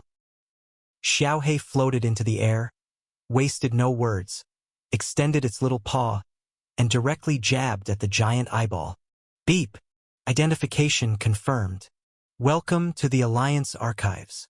The sacred and majestic Eye of God immediately emitted a sweet voice, crisp and soothing to the ear. Huh? God is a girl, Xiang Beifei exclaimed in surprise. Ah! What? Wu Wen was petrified on the spot. The supreme god he had in mind, how could it just let them pass like that? Could it be blind? Wu Wen was utterly baffled by the scene before him. He was certain that Xiang Beifei was not a member of the Alliance. By all logic, the Eye of God should have identified Xiang Beifei as an intruder and then sounded the alarm before using the various powerful means at its disposal to capture them. The intruders. But the Eye of God actually let them pass. Boss, you, just who are you? Wu Wen couldn't help but ask. Oh, you're talking about this. Xiang Beifei glanced absent-mindedly at that big eyeball and said, It's called God, but I am a disciple of Pangu. Woof! Xiaohe sat on top of the Eye of God, tapped its tiny feet a couple of times, and then the Eye of God started rolling around beneath it but like a rolling ball. Pangu emerged from chaos, created heaven and earth, gave birth to the Yin-Yang Tu Qi, one black and one white, from which life and the universe were transformed. Xiaohe could turn black and white, and Xiang Beifei practiced the Chaos Yin-Yang formula. They were both able to control the systems of all the awakeners in this world, which was like controlling the origin of this world itself. To say he was Pangu was a bit of a stretch, but there was a tenuous connection. Pangu? Pangu. Wu Wen was so shocked his jaw almost dropped. He had never heard of anyone called Pangu in the Alliance. Could it be that the boss was a rising emperor of hackers? Just like Jiaoluo, who was once eradicated by the god, had a god of hackers named Pangu now appeared in the world? Even God is no match for Pangu, Wu Wen murmured to himself. Should this get out, it would surely shake the entire world. The Jiuzhou land should not be guarded by God. Xiang Beifei looked at the big eye trampled beneath Xiaohe's foot and then slowly said, This is the era of Pangu. His voice was soft, but to Wu Wen, it sounded like a clap of thunder.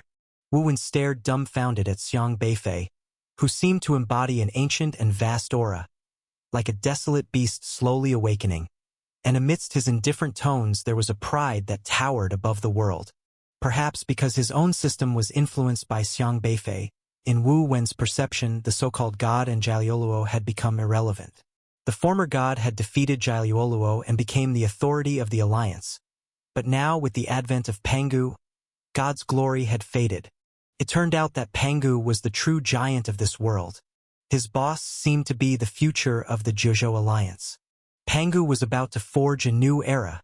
He was an existence even more terrifying than God. Could the sky really be changing? I vow to follow Pangu boss to the death.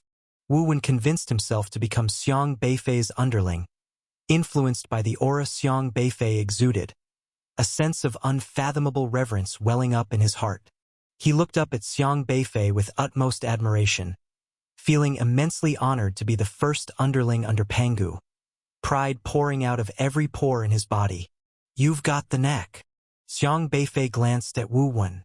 Although this guy wasn't exactly reputable, control over him was simple, and as an Alliance employee he might still be useful.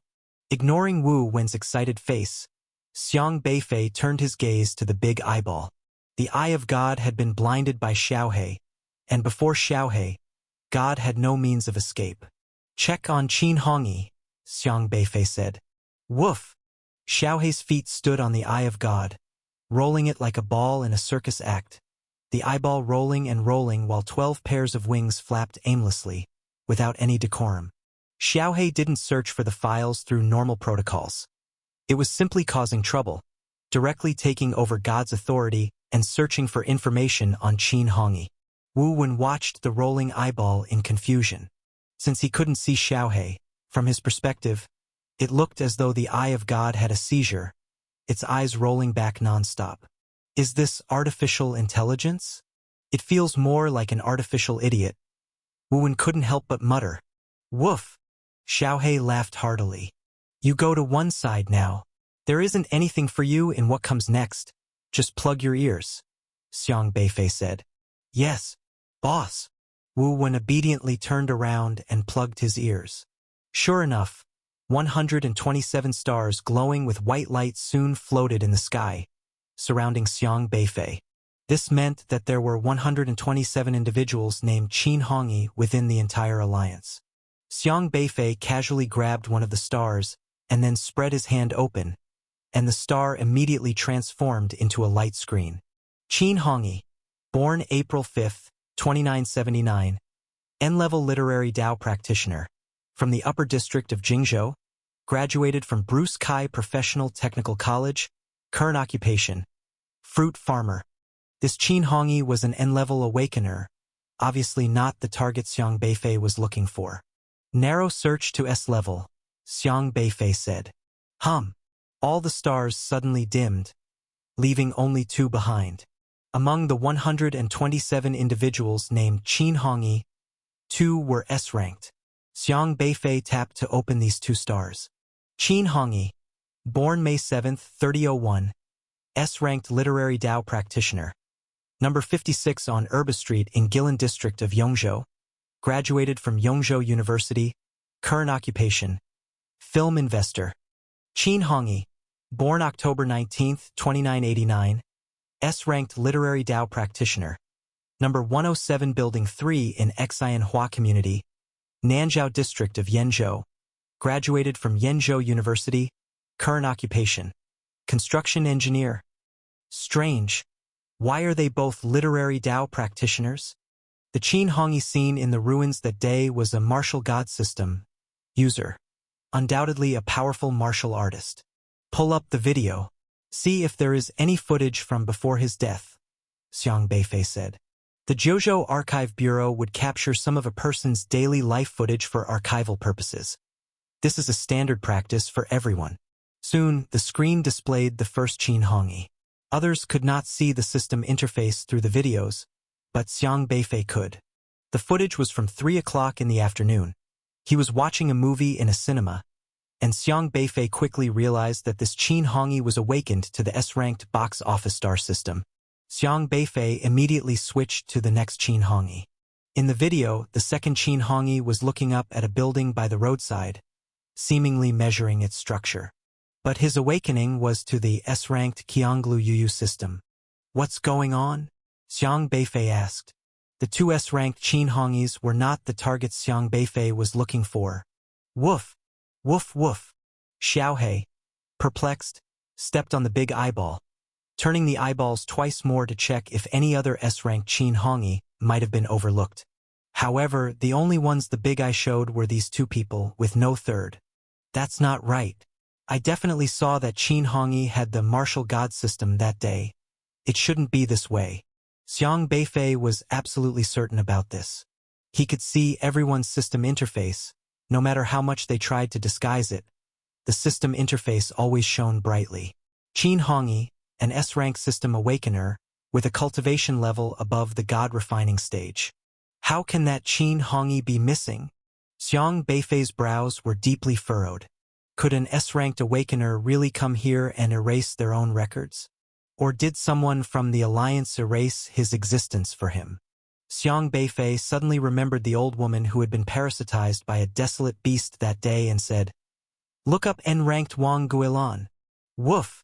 Xiaohei stepped on the big eyeball. The system immediately displayed over 1,000 individuals named Wang Guilan. It would be too troublesome to filter through all these people one by one. But luckily, Xiaohei was quite capable and quickly locked onto one of them.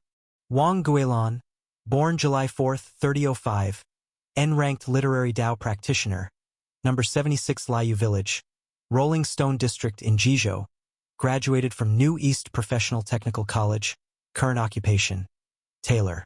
Current living status, unknown. This elderly woman still existed and hadn't been erased. Continue your journey on Novelbin. Calm. Xiang Beifei pondered the current situation and asked again, "Are these records only of people who are alive?" Xiaohei stepped on the big eyeball again, and God rolled their eyes once more. Woof! Woof! Xiaohei exclaimed in surprise. This archive separates the deceased from the living, meaning if someone is reported missing or dead, the archive will automatically move these people to a separate file. The old woman's death had clearly not been reported yet, so she still showed up as alive. Xiaohei quickly looked through the records of the deceased. Found one person. Qin Hongyi, born July 3, 2971, died August 1, 3024, aged 53, S-ranked martial artist, deceased. Graduated from Jingzhou University, vice captain of the 13 Pioneers Squad in the Tranquil Domain. Swallowed by a desolate beast while fighting the beast tide, and the body has not been recovered to this day. Had undertaken a third-level pioneering mission, a meridian opening stage martial artist with formidable cultivation, an elite amongst pioneers, no children, had a wife, deceased. Below was a photo of Qin Hongyi. A square face, tan skin, perhaps due to years of moving and crawling in the outer desolate wilderness. He looked older than his actual age, with slightly grizzled temples and sharp eyes, displaying a no-nonsense demeanor. The beast tide of 3024, wasn't that the one led by Leisure Crane? Xiang Beifei recalled that Elder Luo, as the head of the Alliance Beast Tide Defense Department, had taken charge 7 years ago. Swallowed by a desolate beast while fighting the beast tide. But he's obviously alive again, and his cultivation has skyrocketed so much? What is he up to? Xiang Beifei found it more and more strange. Play back the video from before he died. Xiaohei quickly retrieved some footage. The Qin Hongyi in the video looked just like in the photo. It showed him gathering his squad before fighting the beast tide and assigning tasks to his teammates, seemingly filmed in the restroom inside the defensive border wall. Xiang Beifei quickly saw Qin Hongyi's system interface in the video. Host: Qin Hongyi. S-ranked martial god system. Stage: middle phase of meridian opening. That's right. This was the person. The martial god system. He had found the right person this time. Xiang Beifei's spirits lifted. But he soon frowned again. His cultivation was only in the middle phase of meridian opening 6 years ago. S-grade cultivation at the mid-stage of meridian opening was, in fact, very powerful.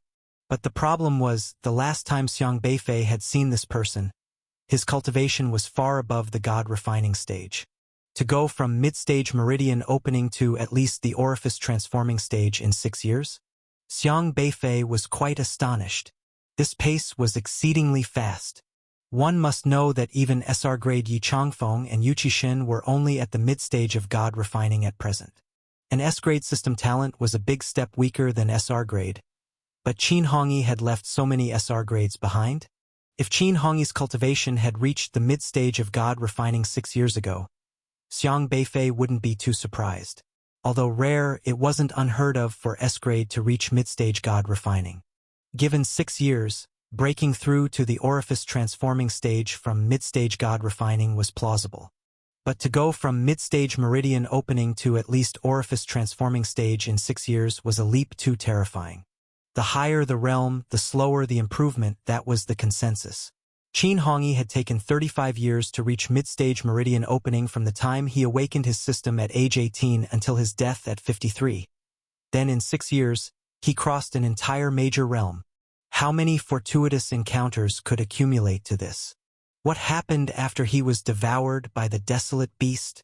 A person deemed dead in the beast tide, sacrificed, comes back mysteriously 6 years later without reclaiming his identity, but becomes an unfathomably powerful individual. It really piqued one's curiosity. Unfortunately, there was only a video in front of him, and Xiang Beifei could only see the system interface but couldn't fully browse the other party's system log. In the video footage at that moment, Qin Hongyi was giving his subordinates a battle speech. Resisting the beast tide is the undeniable duty of each and every one of us pioneers. No one shall shrink back. Even if it costs us our lives, we must hold the desolate beasts at bay outside of Jiuzhou. Jiuzhou is our territory. Here we have our families, our friends, and we will not allow any desolate beasts to tread even one step here. Qin Hongyi's voice was loud and full, impassioned. viewing death as a return. Everyone in the rest room had their blood boiling, their eyes filled with the desire to fight. They were all pioneers bearing a mission. When the beast tide struck, not a single one drew back. Everyone was willing to charge into battle, to contend against the desolate beasts in a blood-soaked fight, defending their homeland. All were resolute in battle, ready to lay down their lives and shed their blood for the protection of Jojo. After that battle, how many of these people were still alive? Your next read awaits at Novelbin.com. Xiang Beifei recorded the system interfaces of these individuals and planned to search later to see if they were still alive. Xiang Beifei then continued to browse through other videos of Qin Hongyi. The security footage wasn't extensive, but each video represented this person's character, showing a righteous and responsible pioneer who was extremely kind to his subordinates. It was hard to imagine that such a person could have been present at the scene of the one-armed crab's attack. But soon, Xiang Beifei saw a familiar person in one of the videos. It was Xiao Sheng. Is this guy in cahoots with Qin Hongyi? Xiang Beifei watched the video of Xiao Sheng, who 6 years ago was quite youthful. He had only just graduated and was merely at the early stage of meridian opening. From early stage meridian opening to early stage god refining in 6 years was the normal progression for an SR grade awakener. Pull up Xiao Sheng's file, said Xiang Beifei. Xiao He, with increasingly adept control over the big eye, immediately grabbed hold of a star. Xiao Sheng, born July 6, 3003, SR grade literary Dao practitioner, graduate of Jingzhou University, member of the Pioneer Team 13 of the Tranquil Domain, stood out in the Beast Tide battle, leading his team to repel the Beast Tide at Jingzhou's defensive line, retired from being a pioneer in 3025 due to personal reasons, became a researcher at Wufu Desolate Beast Research Company in 3028. Xiao Sheng and Qin Hongyi were both members of Tranquil Domain's Team 13 of Pioneers. This was quite telling. The brief introductions of Xiao Sheng and Qin Hongyi might be less detailed, but the archives in the Alliance were comprehensive, covering almost everyone's lifetime. As long as one's identity was ever registered somewhere, it would appear in the archives. But not just anyone could retrieve videos at any time. Everybody had ways to protect themselves. For the average person it might be easy, but for those with a bit of forethought, evading the scrutiny of surveillance wasn't too difficult. Xiang Beifei wanted to investigate the gap of 3 years between Xiao Sheng's retirement in 3025 and becoming a researcher at Wufu Desolate Beast Research Company in 3028, only to find absolutely nothing to go on. He seemed to have vanished from the world entirely, almost never appearing in the public eye, mysteriously missing for 3 years. And Qin Hongyi had died 7 years ago. The archives had no further records of his existence.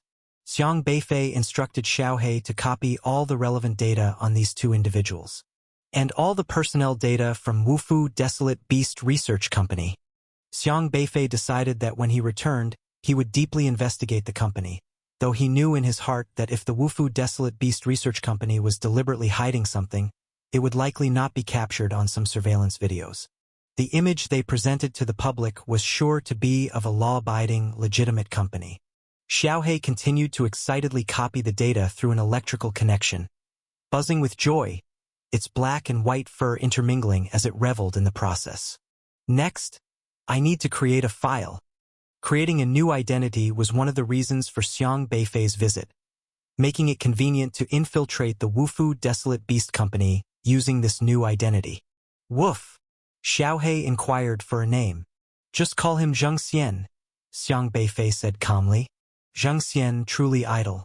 Anyway, he was just loafing around with nothing to do. Xiao He quickly entered the name and then expertly set up a complete set of archives. Zheng Xian, born February 1, 3010, S-level literary Taoist, graduate of Liangzhou University. The series of archives had all been preconceived by Xiang Beifei. He chose Liangzhou University because he was more familiar with it, and if anyone came to investigate, he could handle it with ease. As for the archives at the school, since the Alliance held higher authority over student records than the schools, this person would also appear in the school's archive system. As for the high school history and where the awakening system was triggered, He chose a private school that had just closed a few years earlier for certain reasons, making it not so easy to investigate. Add a few more, just in case. Xiang Beifei added a string of profiles one after another, which were essentially untraceable to real people, but if nothing unexpected happened, no one in the Alliance would truly go investigate them. He created a total of 10 archives. All set. Now I have 10 aliases. Time to have some fun. Xiang Beifei was very satisfied. Xiaohe muddled these archives into the STAR database and even modified the record creation times to make it look as if they were registered at birth. Everything appeared normal. 10 extra people out of a population of over 1 billion wouldn't attract much attention. At this moment, Xiaohe suddenly stopped and barked. What's wrong? Woof woof. Someone's coming? Xiang Beifei became alert and immediately accessed the surveillance camera footage from outside the archives building through the main control room. Instantly, he saw an old man in a black trench coat appear outside the archives. Ost, Fu Mingpu. UR level, 10,000 commands system. Realm. It was actually a UR level awakener. This was the first time Xiang Beifei had seen a UR level person with his own eyes. Who is this man? Xiang Beifei inquired.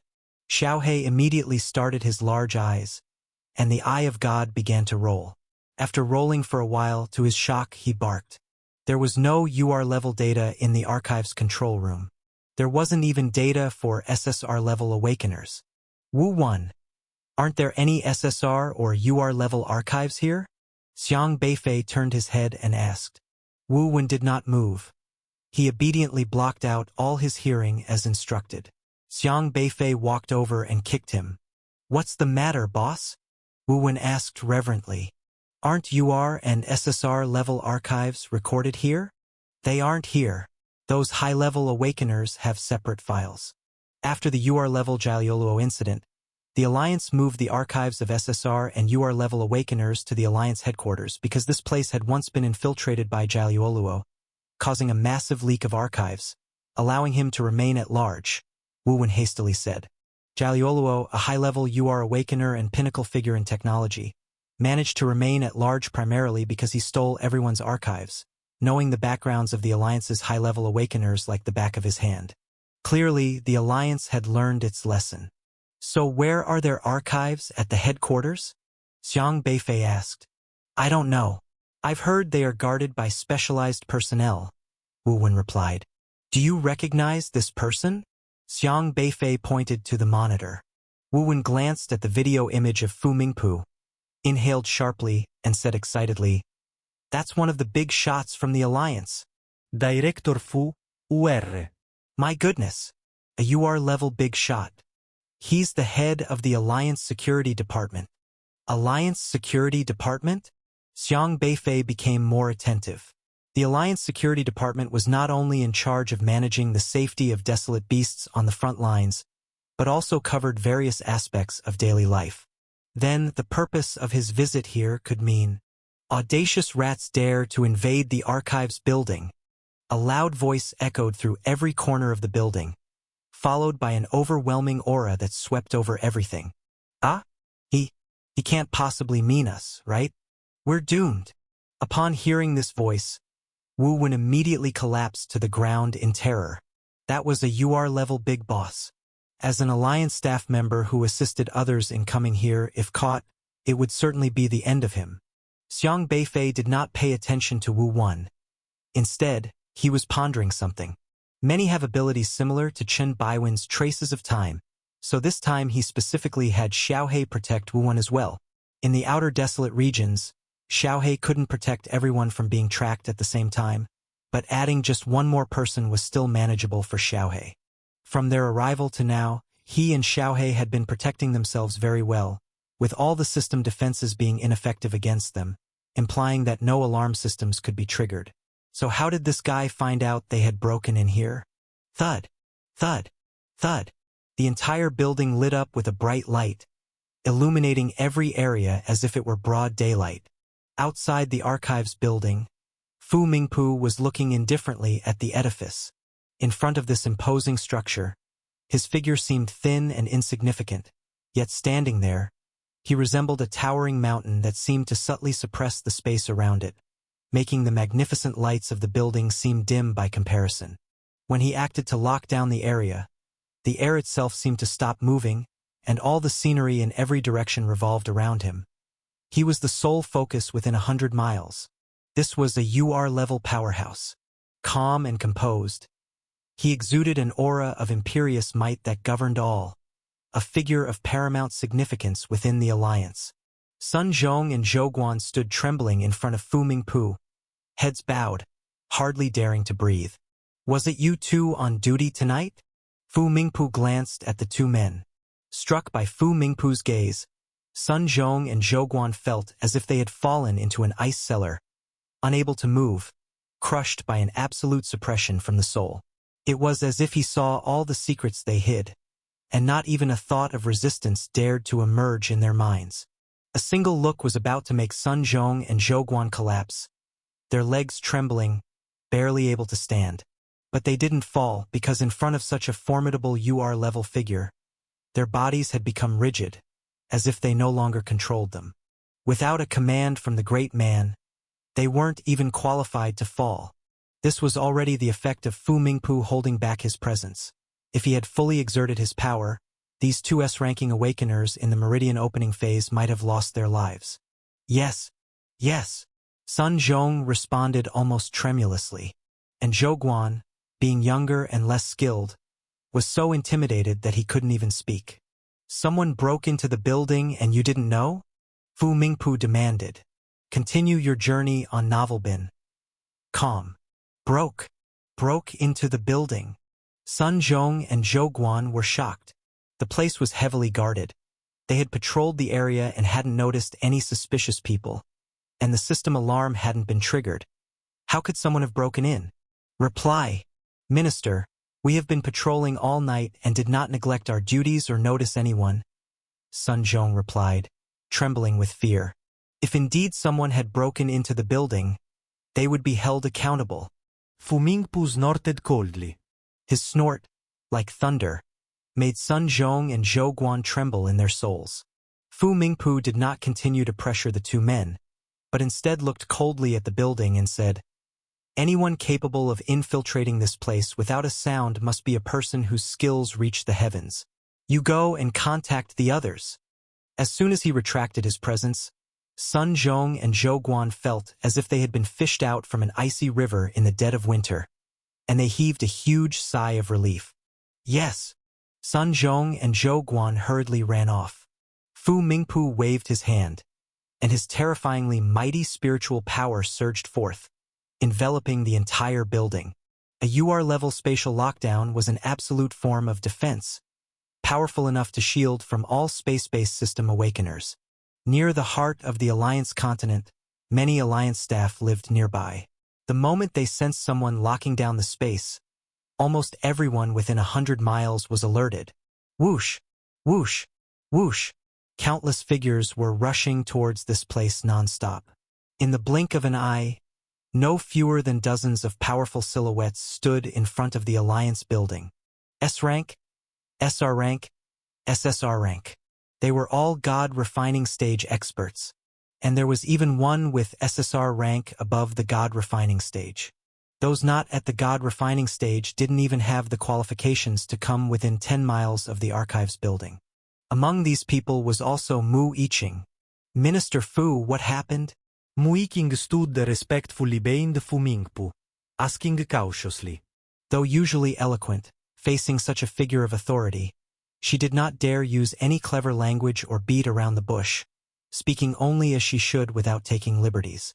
"Someone has broken into the archives building," Fu Mingpu said solemnly. "Really?" The faces of the dozen or so God refining stage experts behind him changed slightly. Mu Yiqing's expression grew serious, and she said with some disbelief, "But I thought a system alarm would be triggered if someone broke into the archives building. Its defenses are of the highest level." Fu Mingpu looked at the building, his aged eyes flashing. That shine in the darkness glittered brilliantly, as if every person within the building was visible to those eyes. If none of the defenses have been triggered, that just further proves the point, Fu Mingpu said slowly. Mu Yiqing and the others exchanged looks, and as they realized the implications, their expressions turned grave. Does the minister mean, "You are Awakener?" Mu Yiqing asked. The archives building was protected by a mighty god-level guardian. All of its defenses were of UR level, and the assignment of just 2 S-rank guards was because there wasn't really a need for any. The system's defense was sufficient to ward off all invaders. The 2 S-rank guards were merely a formality. But if there truly were invader who had silently infiltrated the archives building, they would be at least UR level. That's the only explanation, Fu Mingpu said. Mu Yiqing and the others couldn't stay calm any longer. Minister Fu, if the defense measures weren't triggered, how can you be so sure? Mu Yiqing asked. Orifice perception. Fu Mingpu slowly uttered these 2 words. Orifice perception. Mu Yiqing slightly furrowed her brows. Most of those who had reached the god refining stage present did not understand what this meant. However, there was one SSR who had advanced beyond the god refining stage and stepped into the orifice transforming stage. He understood very clearly. This SSR was named Su Yongfeng, the deputy minister of the Alliance Development Department. He had just arrived on the scene, and among the few people present, his cultivation was second only to that of Fu Mingpu, a considerable figure. He was also Mu Yiqing's direct superior. As soon as Su Yongfeng heard orifice perception, he carefully sensed around but realized he hadn't noticed anything.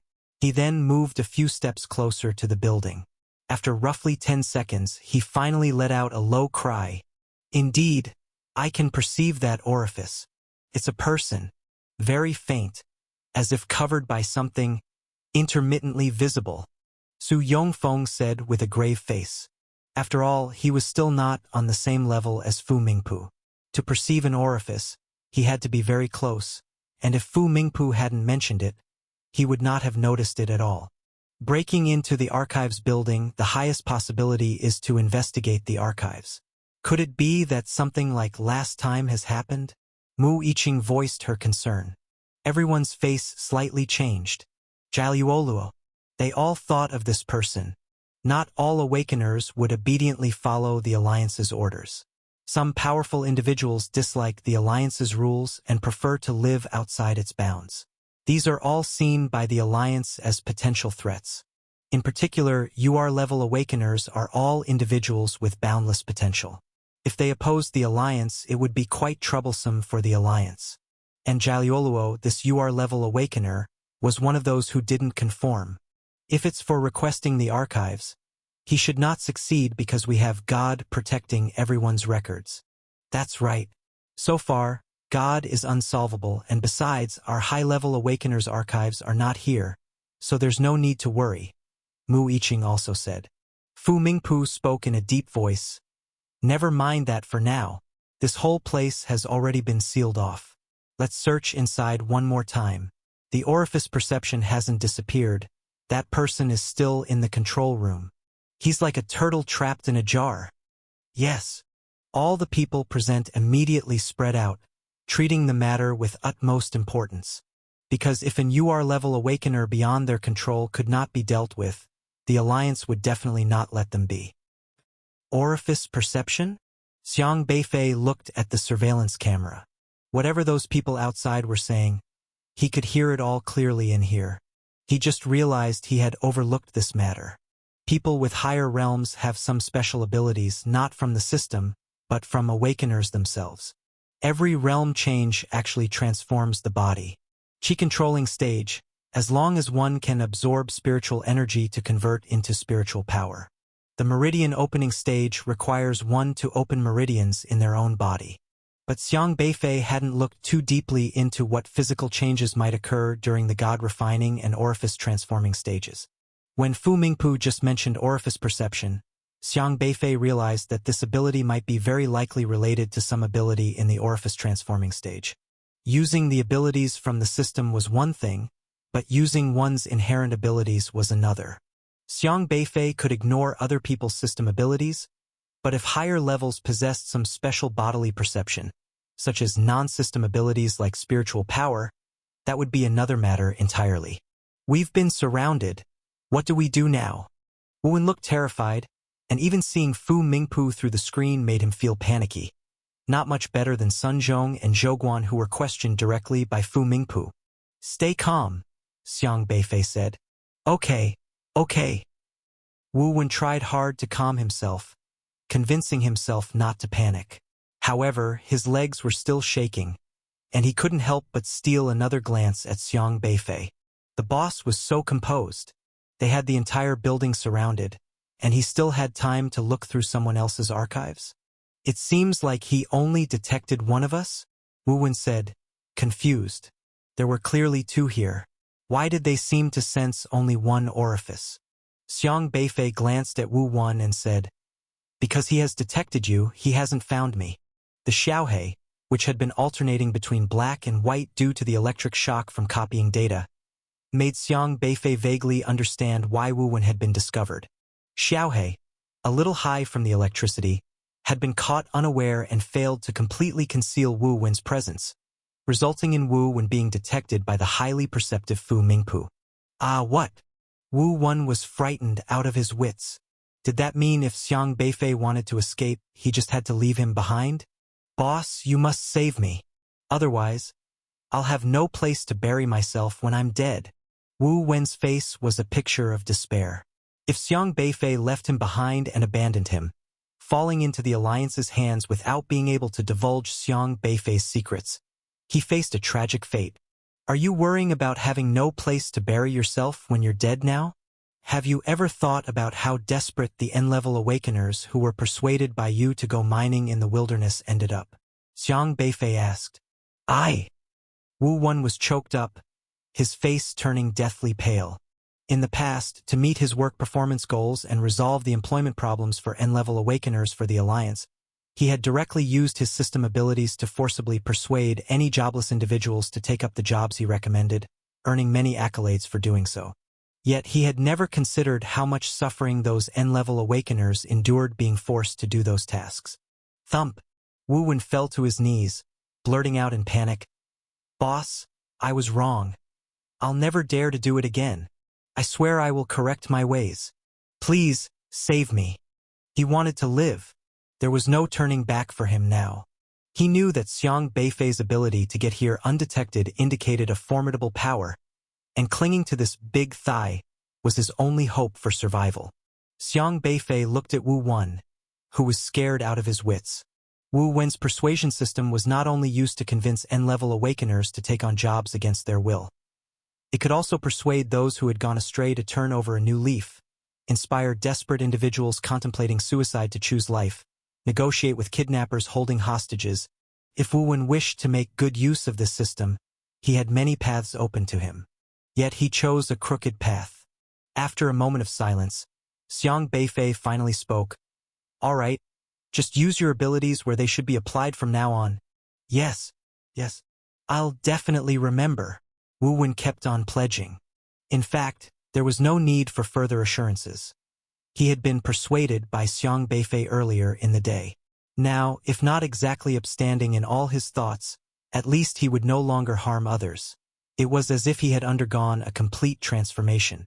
Just this afternoon, he had gone out of his way to help 10 destitute N-level awakeners find suitable employment. "Get up. Let's see what we're dealing with first," Xiang Beifei said. Wu Wen's system was useful in some respects, and Xiang Beifei decided it was best to make good use of it first, then figure out how to get him out. Yes. Wu Wen stood up like a man reprieved, looking anxiously at Xiang Beifei. Xiang Beifei rapidly covered Wu Wen with his spiritual power. He had only been concerned about shielding the system's perception until now, neglecting the so-called orifice perception. Luckily, as long as one's spiritual power was strong enough, it could block the perception of even the most proficient experts. The spiritual power Xiang Beifei cultivated was sufficient to protect himself, so much that even a UR-level expert like Fu Mingpu had not detected his presence. After all, the teachings of Elder Luo in spiritual power were nothing to scoff at. Elder Luo himself was a powerful spiritual power martial artist, capable of making many UR-level awakeners wary and helpless against him with just his SR status. Besides his own formidable cultivation, the most crucial aspect was his spiritual power. Almost everyone in the alliance close to Elder Luo's cultivation level was at the UR level. A UR in the same realm facing Elder Luo and SR would be absolutely suppressed by the system. But as long as Elder Luo's spiritual power was strong enough, even UR-level experts couldn't use their system abilities to alter his thoughts. Otherwise, the Alliance would have long used UR Awakeners of the same cultivation to employ system abilities like bow head and listen, or obey orders unconditionally, against Elder Luo and take control of him. They have already reached the outside of the Archive's central control room. How do we leave here now? Wu Wen asked nervously as he looked at the surveillance footage. The screen showed Fu Mingpu and Mu Yiqing standing at the entrance to the central control room, located in a very inconspicuous little house. In less than a minute, they were going to come straight in. If they left now, they would definitely run into them. However, Xiang Beifei was still waiting, appearing very calm, leaving Wu Wen nearly on the verge of a breakdown. If they delayed any longer, he would have to face 2 UR-level awakeners directly. We'll take it one step at a time. Xiang Beifei watched Xiaohe, who was hurriedly copying loads of data amidst electric surges. This process was going to take some time.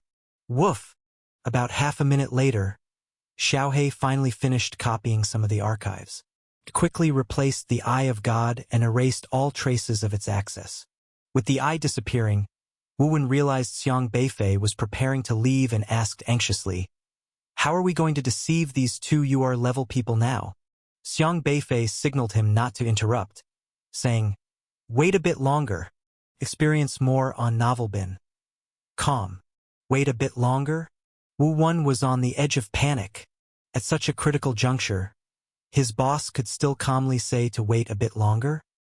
The entire corridor was completely sealed off, with a powerful SSR or SR Awakener stationed at intervals of every 10 meters or so, each one at the God-refining stage. Looking down the corridor, it was clear there were no fewer than 30 such individuals. They were quite simply a luxurious group of formidable figures, each of whom would turn heads wherever they went. The perception has disappeared. Su Yongfeng turned his head to look at Fu Mingpu, somewhat uncertain. Fu Mingpu squinted his eyes and said in a deep voice, "Yes, it's gone." He looked around and a glint of light flashed in his eyes as he spoke. But the last position where this perception disappeared was inside the control room. The barriers outside haven't been triggered. He must still be in there. It had disappeared about a minute ago, and by then, a web of traps had already been laid outside the building, so it was impossible for anyone to leave the building. Fu Mingpu wanted to see just who this person was. The 2 of them had already reached the entrance of the archive control room, and what appeared before their eyes was a formidable defense of 49 labyrinth arrays and 81 UR-level system guardians, as well as the most powerful extra-dimensional vortex. Both Su Yongfeng and Fu Mingpu possessed the highest authority in the Alliance, so the labyrinth defense and the system guardian arrays couldn't stop them, but even they needed to proceed step by step to enter the control room. Quickly, they passed through the labyrinth defense and the system guardian arrays. With the violent thunder and mountain magma having no effect on them, they arrived in front of the extra-dimensional vortex. Immediately, a hint of wariness appeared in both of their eyes. "This vortex is really eerie," Su Yongfeng couldn't help remarking. Even with his cultivation at the orifice transforming stage, he didn't dare to be careless in the face of the extra-dimensional vortex. The extra-dimensional vortex had been laid down many years ago by a very powerful UR-level awakener of the Alliance. To enter the control room, one must jump into this extra-dimensional vortex. He only left behind 5 special identification keys. With the identification key present, the extra-dimensional vortex wouldn't swallow the person entering it, but without the key, they would be directly swept away by the vortex. Once, an overconfident SSR Awakener wanted to sneak in here to test his abilities. He managed to break through the labyrinth defense and system defense arrays, jumped into the extra-dimensional vortex, and then disappeared without a trace, never to be seen again. "Have the identification keys gone missing?" Fu Mingpu asked. "I've just been in contact with the other 3, and I can confirm that their keys are all still with them," Su Yongfeng replied. Fu Mingpu pondered before a stone key materialized in his hand. The key, strictly speaking, didn't even look like a key, but rather more like a 3-inch-long stone sword, which didn't contain any special aura and seemed to be crafted from an ordinary piece of stone. The God-refining awakener who created the extra-dimensional space left behind 5 keys, which were to be managed by 5 people within the Alliance. Jalioluo was once among those in charge of the keys. Before he left the Alliance, he used the key to gain entry. At that time, the archive room wasn't guarded by the Eye of God. Now only 4 remained. All 4 keys were currently intact, each managed by a person trusted by the Alliance. Fu Mingpu held 1 key, and the other 3 were kept by others. They had just confirmed this, and those 3 weren't here but in other locations within the Alliance. Their keys hadn't been lost. Let's go in and see. If the infiltrator wants to come out, he will inevitably encounter us, Fu Mingpu said. They immediately took the stone sword and jumped into the extra-dimensional vortex. A strange and powerful aura flowed around them before swallowing them up. What they didn't see, however, was that the moment the 2 stepped into the control room, 2 figures appeared silently in the room. Xiang Beifei didn't need any key to come and go. A mere thought was enough for him to bypass all the flamboyant system defenses, almost brushing past Su Yongfeng and Fu Mingpu. Xiang Beifei deliberately looked back at the extra-dimensional vortex. The stone sword in Fu Mingpu's hand disappeared in a flash, but he slightly furrowed his brows. The stone sword was a very ordinary sword, yet not ordinary. The extra-dimensional vortex was a system capability which Xiang Beifei could feel. But the stone sword, he couldn't perceive it. Strange. Xiang Beifei pondered. Fu Mingpu and Su Yongfeng had already entered the archive control room, and the stone sword had vanished. We are really lucky. It's fortunate that they both chose to go in, Wu Wen said, his nervous sweat flowing freely, almost soaking through his clothes. An SSR and a UR, both incredibly powerful in cultivation. In his eyes, they might as well be gods in the heavens, which wasn't an exaggeration at all. In ordinary times, how could he, a mere S-level awakener, come into contact with them? To think that he'd almost encountered them head-on, without being discovered. We might not be that lucky. Xiang Beifei looked towards the door. Wu Wen turned his head to look, and his heartbeat nearly skipped a beat. That was because the door handle of the office was being turned, and a middle-aged man dressed in a suit entered. The man's hair was combed to a glossy sheen. He wore a black suit that was severe and solemn, without a single wrinkle, stepping on shiny leather shoes, spotless from top to bottom. His whole person spelled cleanliness-obsessed. Host. He Kai Wei. UR level. Obey orders unconditionally system. Realm. This was also a UR level powerhouse.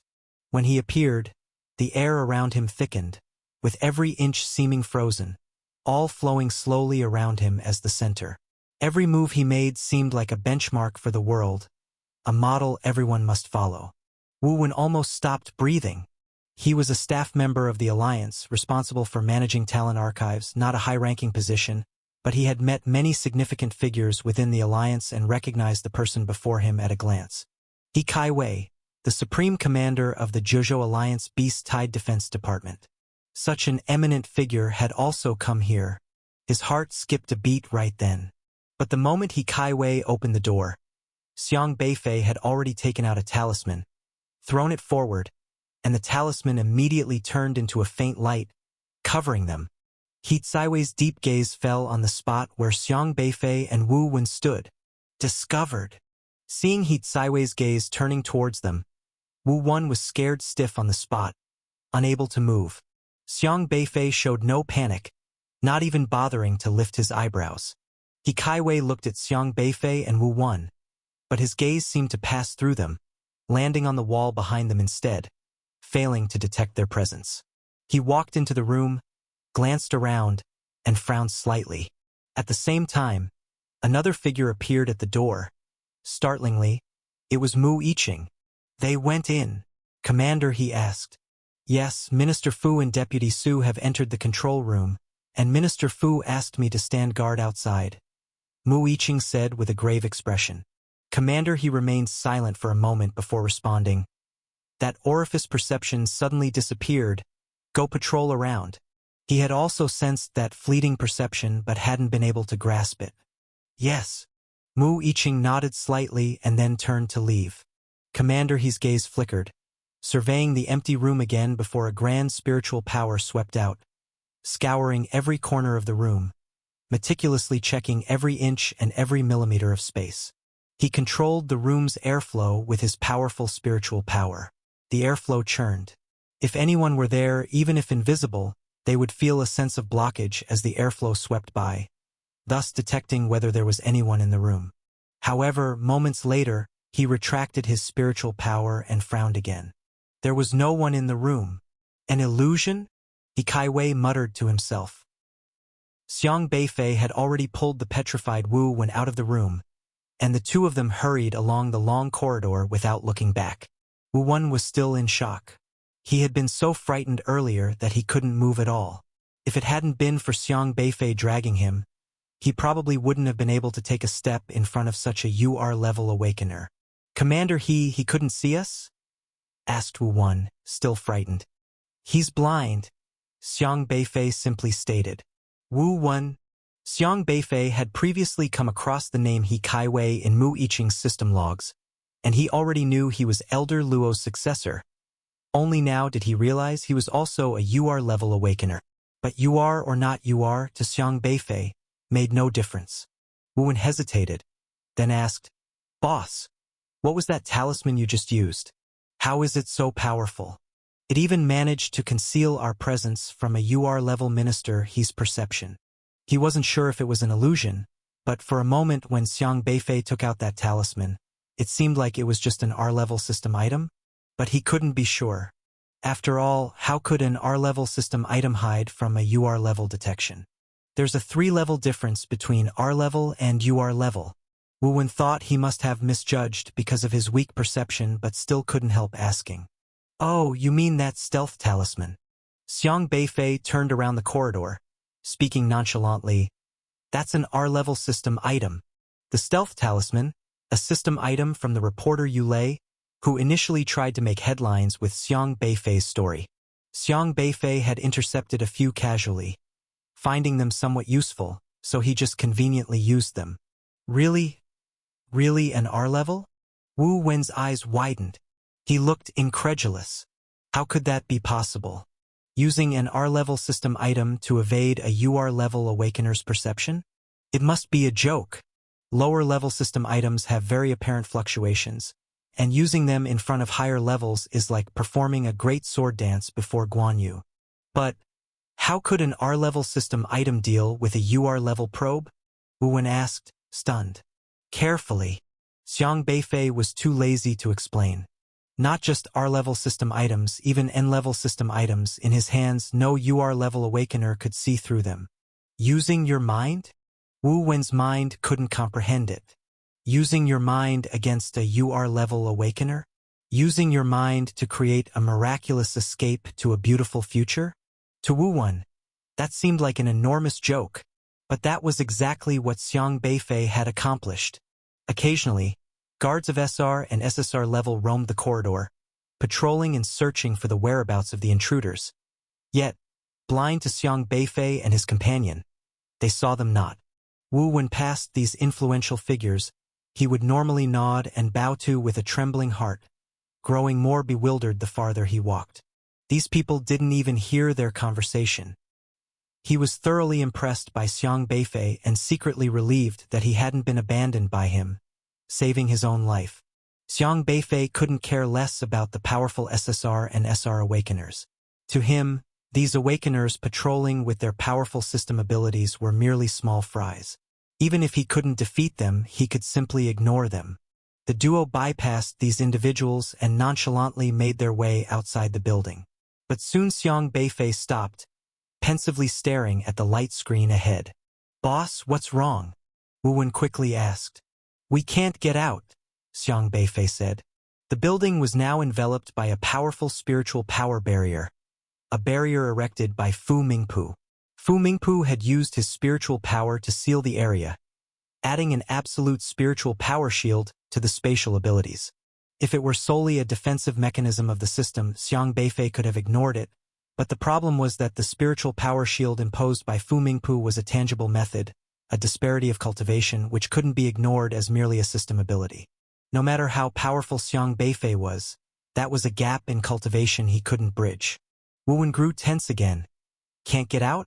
What do we do then? Xiang Beifei pondered for a moment, then turned around and walked back toward the archives building, saying, "Let's go in and sit for a bit." Go in and sit for a bit? Wu Wen gasped. They had barely escaped from 2 UR-level big shots and a group of SSR-level awakeners, and now, instead of thinking of a way to leave this place, he wanted to go sit inside. Stay updated via Novelbin. Calm. Had the boss gone mad? Wu Wen felt disoriented. He had a considerable phobia regarding the archives building now. No longer wanting to set foot in there, he felt like going back would be like jumping into a fire pit as merely an S-level in a building full of higher-level powerhouses. But Xiang Beifei had already crossed the threshold, truly heading back to the hall. Wu Wen leaped up in shock, not daring to stand there alone without Xiang Beifei's protection. If he were left unprotected, he wouldn't last 3 seconds before those powerhouses would crush him. "Boss, wait for me," Wu Wen called out softly, steeling himself and running towards Xiang Beifei. Xiang Beifei entered the front hall of the archives building, a spacious area with rows of bright chairs where many people usually came to handle archive-related matters and waited. The hall was brightly lit, filled with S, SR, and SSR-level awakeners who stood guard at the entrance, securing every possible exit tightly. The space here was completely sealed. It was impossible to escape directly through spatial means. The only exits were the stairs and windows, but each window was guarded, and the powerful system fluctuations sealed the doors and windows so tightly that even a fly passing through could be detected. The archives building had entered an unprecedented state of alert. Xiang Beifei stood in the center of the hall, surveyed the entire hall structure carefully, then walked over to a side table and sat down with a plop in a chair next to it. Wu Wen saw Xiang Beifei sitting down as if nothing was amiss, completely at ease, and utterly unfazed as if he were about to brew himself a cup of tea, and he was utterly dumbfounded. "Brother, there are countless powerful high-level cultivators here. Could you at least show them a bit of respect?" Those high-level system awakeners were usually office-leading figures, but now not a single one of them dared to sit as they constantly moved about searching for the intruders. In the entire hall, only Xiang Beifei was sitting in a chair. It was as though, at this moment, Xiang Beifei was the real leader, here to inspect the work, waiting for the subordinates to catch that intruder. This bizarre scene made Wu Wen really want to vent about something. "Sit." Xiang Beifei pointed to the chair next to him. "That chair is fixed. Just don't move it and you'll be fine." Wu Wen dared not sit. If he accidentally made even a slight noise with the chair, with so many big shots on the scene, they would probably rush over and tear him to pieces in an instant. "I'll stand. I'll just stand," Wu Wen whispered to himself, squeezing a sweat. "I recommend you sit. We might have a meeting soon and it could be long." Xiang Beifei said calmly. A meeting? They can't find us, of course. They'll have to hold a discussion meeting. We'll just listen in," Xiang Beifei said calmly. Wu Wen, he felt his mouth go dry. "Boss, if they are going to have a meeting here, shouldn't we be thinking about how to leave?" Wu Wen asked quietly. "If they can't catch anyone, this lockdown won't be lifted. So, we'll just have to wait until their meeting is over and leave with them." Xiang Beifei stretched lazily in his chair. Wu Wen looked astonished. "Is this your escape plan? Waiting for them to finish their meeting so we can leave with them? Are you really here to attend a meeting?" Wu Wen was stunned by the boss's words and actions. A breath caught in his chest, unsure how to let it out. Who could be meeting here? Naturally, it would be led by UR-level experts, He Kaiwei and Fu Mingpu as the main conveners. The attendees were essentially all-powerful figures from various god-refining stages. As a mere S-level, where had he ever seen such an assembly in normal times? In Wu Wen's opinion, even if Xiang Beifei took him and hid in the flower beds outside, ran into the stench-filled ground gutters, or squeezed into the toilet's bowl, as long as he could leave alive, he would accept it without hesitation. But to sit in front of this group of big shots, audibly attending their meeting under everyone's gaze? How is this any different from seeking death? Wu Wen had lived half his life and had never seen anyone so audacious. Boss, aren't you afraid of being discovered? Wu Wen asked quietly. The most dangerous place is the safest place, Xiang Beifei said calmly. Woof! Xiaohe barked contentedly. Wu Wen, for a moment, he actually didn't know how to refute. At that moment, two big shots appeared at the staircase. Fu Mingpu and He Kaiwei, looking very serious, had come down from the control room, followed by Su Yongfeng, Mu Yiqing, and 4 or 5 other SSRs. These people stood at the staircase glancing around the hall, their gaze sweeping over their way. Upon seeing this, Wu Wen shrank his head, not even daring to stand, and quickly ducked behind the chair where Xiang Beifei was and sat down on the ground, shielding his head behind Xiang Beifei's back, terribly afraid of being discovered by the 2 UR-level big shots. However, Fu Mingpu and He Kaiwei did not notice them, standing at the second-floor staircase entrance, making eye contact and then nodding slightly to each other. Buzz! Buzz! 2 distinctly different spiritual power fluctuations resounded throughout the entire building. These fluctuations were terrifying, like a mighty gale covering everyone and striking every corner of the building. The spiritual power fluctuations, intertwining with each other, spared no place, almost genuinely searching the building from top to bottom. The rolling presence also swept towards Xiang Beifei's side with them both feeling that immense aura, clearly meant to search for any hidden individuals. Wu Wen turned pale with fright. The horrifying presence felt like a towering mountain pressing down, utterly alarming him. Xiang Beifei didn't move. He had anticipated this. Wu Wen thought he had just randomly chosen a place to sit. That was too naive. In fact, Xiang Beifei had earlier analyzed the structure of the entire building while standing in the center of the hall and then selectively chose this spot to sit. As Fu Mingpu and He Kaiwei's presence rolled from the 4th floor to the 3rd and then to the 2nd, finally spreading to the 1st floor, the aura split around a table right next to Xiang Beifei. This split was trivial, maybe less than a meter wide, but it precisely avoided Xiang Beifei, failing to detect his and Wu Wen's presence. When He Kaiwei had appeared earlier, he had used such a method to search the whole room. Xiang Beifei knew that once they found no one in the control room, a thorough search would definitely occur next. Thus, using learn by analogy, he analyzed the advantages and disadvantages of this search method. Before entering the hall, he specifically studied the layout of the building to find a relatively hidden spot under this kind of search. As long as he used spiritual power protection to disguise themselves, the carpet-like searching aura would ignore them, and Xiang Beifei could perfectly evade the search. No matter where Fu Mingpu and He Kaiwei started their search from, this place was essentially a blind spot in the entire building. Still can't find them. Fu Mingpu's brows were tightly locked, his expression very serious. He had searched the entire archives control room without finding anything unusual, and even accessed the Guardian God's visit records to check for any recent intruders' browsing history. But there was nothing. That was why they decided to carry out a joint carpet-style search, relying on their strong spiritual power to search. Any clever disguise was supposed to be detected. Yet they still found nothing. Everything was normal. So normal that both of them felt it was abnormal. Fu Mingpu and He Kaiwei looked around and saw some chairs over here, then walked over and sat down. Su Yongfeng, Mu Yiqing, and a few others also came over, and 4 SSR Awakeners, whose cultivation Xiang Beifei could not see, also sat down. Mu Yiqing didn't sit. Among all these people, her current status still didn't qualify her to sit down. With a dry mouth and tongue, Wu Wen looked at Xiang Beifei, and then at Fu Mingpu and He Kaiwei sitting just 3 or 4 meters away from them. His understanding of reality completely overturned.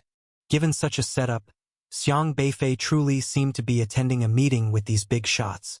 Moreover, the content of the meeting was undoubtedly about the matter regarding Xiang Beifei, the intruder. Could it be a mistake? Su Yongfeng asked hesitantly. Are you questioning my orifice perception? Fu Mingpu glanced indifferently at Su Yongfeng. Su Yongfeng hurriedly said, I wouldn't dare. I just think this matter is very strange because it's so unusual. Fu Mingpu snorted coldly and said, Just now, after I sealed the entire building, I could still perceive that mental orifice. The space was sealed off and no spatial escape technique could be used. If he wanted to leave, he could only forcefully break through the barrier here. But there were no fluctuations in the barrier, so I can be certain he is still inside. As a UR-level powerhouse, Fu Mingpu's cultivation had long reached a divine level, and he would never be mistaken about his own perceptions. Su Yongfeng dared not question him further. He Kaiwei spoke up. So, how does everyone view this intruder? Mu Yiqing hesitated for a moment and said, it might be someone from our own ranks, perhaps someone curious, wanting to challenge themselves? But they don't have the key to the interdimensional vortex. Fu Mingpu said, and that orifice perception appeared right in the control room. You must have a key to enter the control room. People from the Alliance should all understand that one only needs to apply to enter the archives building. There shouldn't be any need to sneak around. He Kaiwei spoke up. Anyone with a legitimate reason can apply for a key. Truly wanting to search someone's files isn't difficult at all, and there's certainly no need to take such a great risk. Since it's not someone from within the Alliance, then let's consider, who on the vast land of Juzhou is so powerful that they can disregard our alliance, and even now, remain hidden from all our perceptions? A cold light appeared in He Tsaiwei's eyes, his tone becoming very somber. Those with the power that defies heaven, who do not heed the Alliance's commands, and even dare to oppose the people of the Alliance, are almost non-existent. Beings like Jiaoluoluo who are uncontrollable are indeed in the minority, but as long as they are deemed a threat to the Alliance, they are almost always suppressed by the Alliance using various methods or forcibly controlled. Those who cannot be controlled, even if they are UR level, are to be eradicated. Everyone followed He Tsaiwei's line of thought, and soon, an image formed in everyone's minds. If one had to say, it was only the person who, in front of everyone, had once slain an SSR Awakener. I think you all have the answer in your minds. Do I need to say his name out loud? I mentioned him to you earlier, Minister Fu, He Kaiwei slowly said. Fu Mingpu glanced at He Kaiwei, his gaze slightly furrowing. He understood what He Kaiwei meant. Your next read is at Novelbin. Com. Former General Commander of the Alliance Beast Tide Defense Department, Luo Yunxian. Everyone knew that SR-level Luo Yunxian was no ordinary person. His system level might not seem strong, being only SR level. This system level, in a scene filled with SSR and UR level individuals, was completely inconsequential. Yet, when Luo Yunxian got tough, he could completely take everyone on the scene and hang them up to beat. Even He Kaiwei, as a UR level awakener, was no exception. Luo Yunxian's system ability was very strange. Despite not having a top-tier system talent, being only SR level, even UR level individuals would be blocked if they tried to influence him using their system abilities. He couldn't possibly be controlled by a UR level of the same cultivation, nor could he fall into illusions created by a UR level, truly a unique SR level awakener. With such an ability, evading the searches of Fu Mingpu and He Kaiwei would be no problem at all. I know you're talking about Luo Yunxian, but before you suspect him, you had better get the evidence in hand. Don't shoot in the dark, Fu Mingpu sternly cautioned. He Kaiwei coldly said, do we still need evidence? Being able to shield all our perceptions and remain undetected. It's only Luo Yunxian who could achieve this in the whole Juzhou. Although He Kaiwei was currently the general commander of the Alliance Beast Tide Defense Department, in everyone's eyes, his prestige and status couldn't match Luo Yunxian's, so whenever there was a chance, he would subtly lead everyone to suspect Luo Yunxian. No matter what, we need evidence, Fu Mingpu insisted. His relationship with Luo Yunxian wasn't particularly good, but it wasn't bad either. He had always stood by the Alliance, defending the interests of the Alliance. He would not let off anyone who aimed to harm the Alliance. But the prerequisite was to have evidence. In Fu Mingpu's eyes, Luo Yunxian was at least a hero who had once commanded martial artists to repel the beast tides. You're right, we indeed need evidence. He Kaiwei nodded slightly, then looked around and muttered to himself. Luo Yunxian has been frequently leaving Liangzhou University these past few days, with an unknown destination. His whereabouts are mysterious, and he has hidden many things from the Alliance. He conducts investigations on his own without reporting them. I have reason to believe he would break in here. Have you been investigating him recently? Fu Mingpu asked with a frown. Anyone who could pose a potential threat to the alliance, I always keep an eye on, He Kaiwei said indifferently. Rather than keeping an eye out, it was more like monitoring. The moment Luo Yunxian left Liangzhou University, He Kaiwei would almost always know immediately. I have evidence that he wasn't at Liangzhou University last night, and he even came nearby. He always acts autocratically and is strong-willed, relying on his strong cultivation, not following orders. If he wants to do something, how could he possibly follow procedures? If others don't play by the rules, and we remain rule-bound waiting for evidence, we'd never uncover the truth in this lifetime, He Kaiwei said. Fu Mingpu's brows were tightly knitted. It seemed that others were also being led by He Kaiwei's words to start suspecting Luo Yunxian. Xiang Beifei looked at He Kaiwei thoughtfully. This guy was really full of prejudice against Elder Luo. Almost every sentence he uttered seemed to lead everyone to think about Elder Luo, as if he wanted to smear him. Maybe right at that moment, Elder Luo was lying on top of some skyscraper, counting stars, and had become a suspect for no reason at all. In Xiang Beifei's view, these people seemed a bit brainless. Why didn't they consider that Elder Luo's spiritual power was so strong that it was enough to shield everyone from noticing? If it had truly been him who came here, how could they have detected his orifice perception? Unfortunately, Xiang Beifei was only an observer at the meeting and could not participate. Ah, I've caused him trouble again. Xiang Beifei felt somewhat sorry. This was also why he often chose to act alone and did not involve Elder Luo, so that in case anything went wrong, it wouldn't affect him as well. But in reality, Xiang Beifei had still oversimplified things.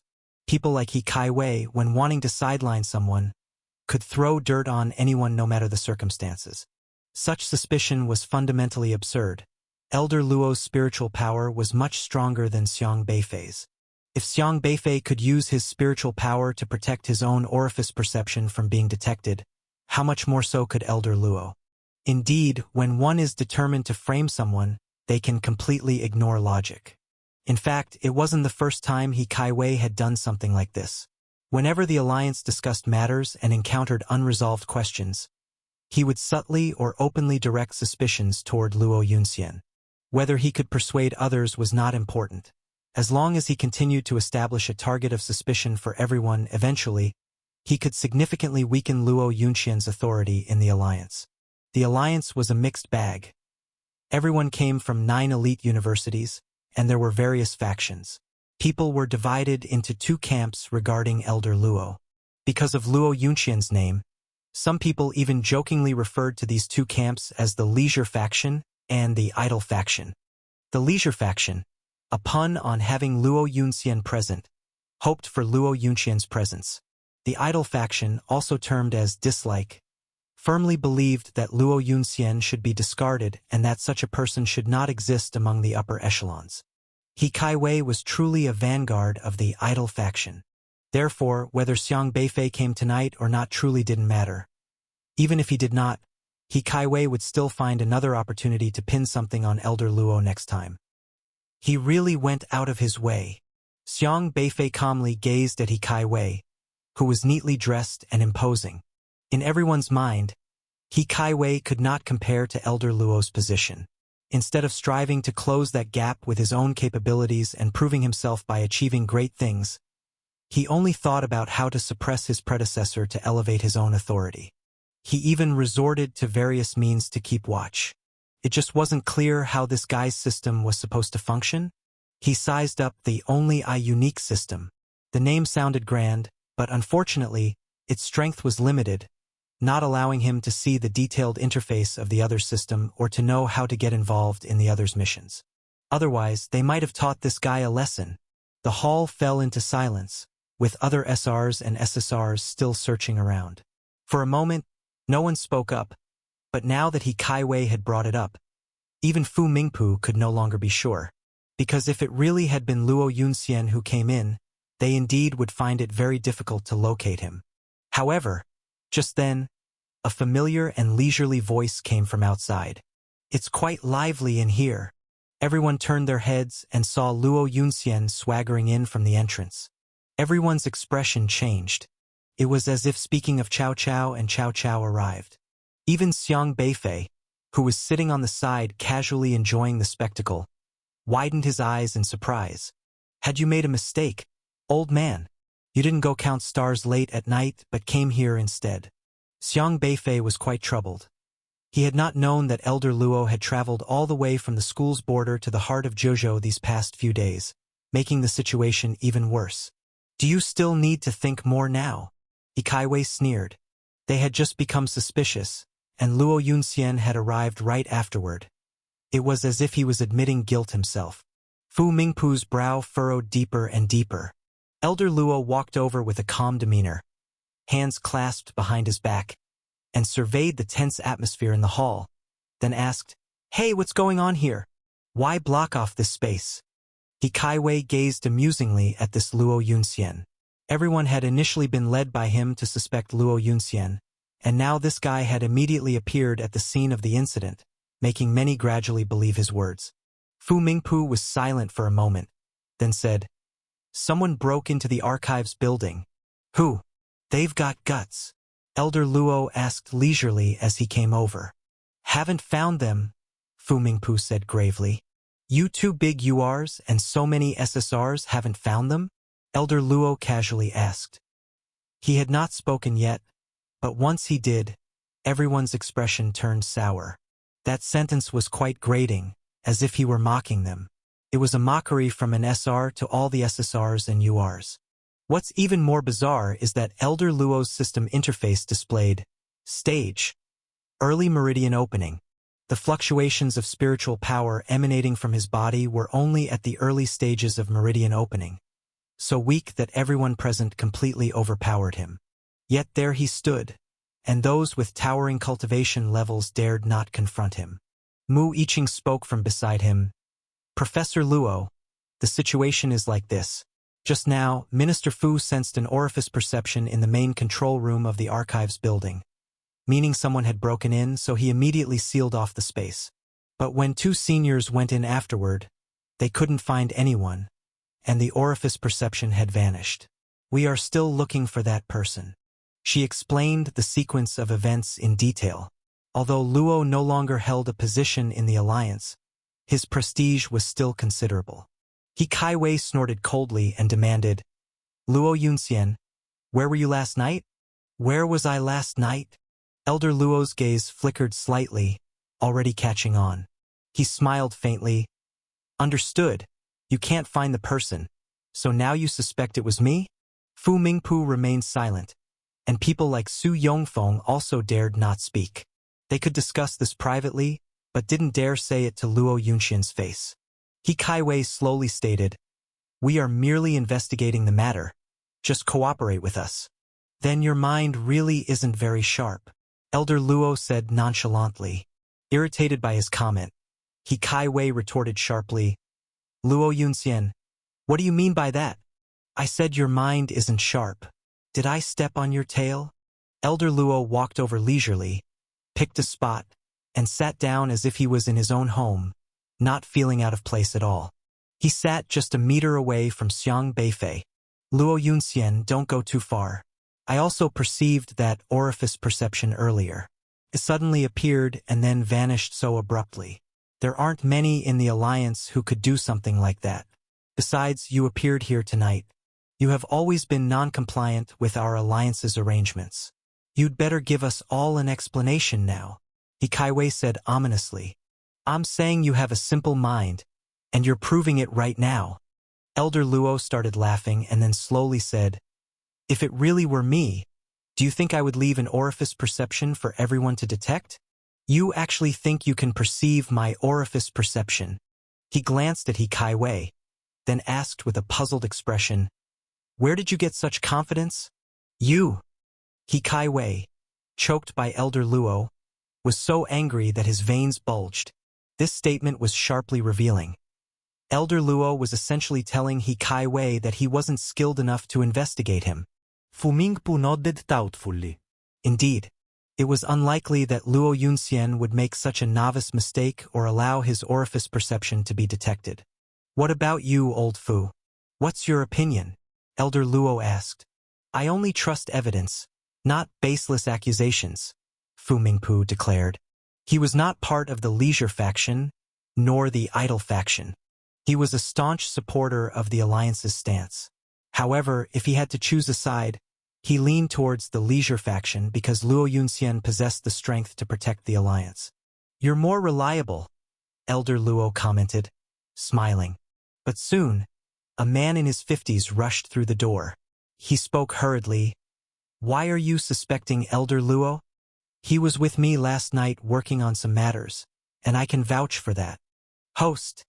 Sun Heshuan. SSR grade. As far as possible system. Stage. The newcomer, Sun Heshuan, had once met Xiang Beifei. He was the head judge at the new talent contest. After Xiang Beifei's team left the withered forest, the first judge they encountered for rescue was him. Xiang Beifei had a good impression of this judge, for he had spoken up for him when Ren Zhonghai was making things difficult for him. One can eat indiscriminately, but words must not be spoken carelessly. Everything requires evidence. Elder Luo has nothing to do with this matter, and I vouch for that, Sun Heshuan declared sternly as he walked over. He could be considered a member of the leisure faction, and his relationship with Elder Luo was quite good. Di Kaiwei snorted coldly and fell silent. Obviously, he also realized that questioning further was pointless. Even though Sun Heshuan was only an SSR, his cultivation was not weak, and he held a high position within the alliance. His words carried weight. To continue doubting would mean doubting Sun Heshuan as well. Elder Luo, your perception is stronger than all of ours. If, as they say, this person is still inside the archives building, do you have a way to find this intruder? Sun Heshuan inquired. Everyone looked at Elder Luo, waiting for his response.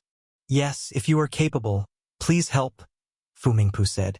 Elder Luo was more adept in this area than he was, and he had no doubts about it. Only Di Kaiwei snorted coldly, scoffing at Sun Heshuan's claim of stronger than everyone else. Explore more stories at Novelbin.com. You've already conducted a search? And how did you do that? Elder Luo inquired. We swept the area using spiritual power, Fu Mingpu explained. A spiritual power sweep can leave blind spots. Let me show you how to search. Elder Luo pondered for a moment, then surveyed the structure of the entire building. A powerful spiritual force suddenly surged out,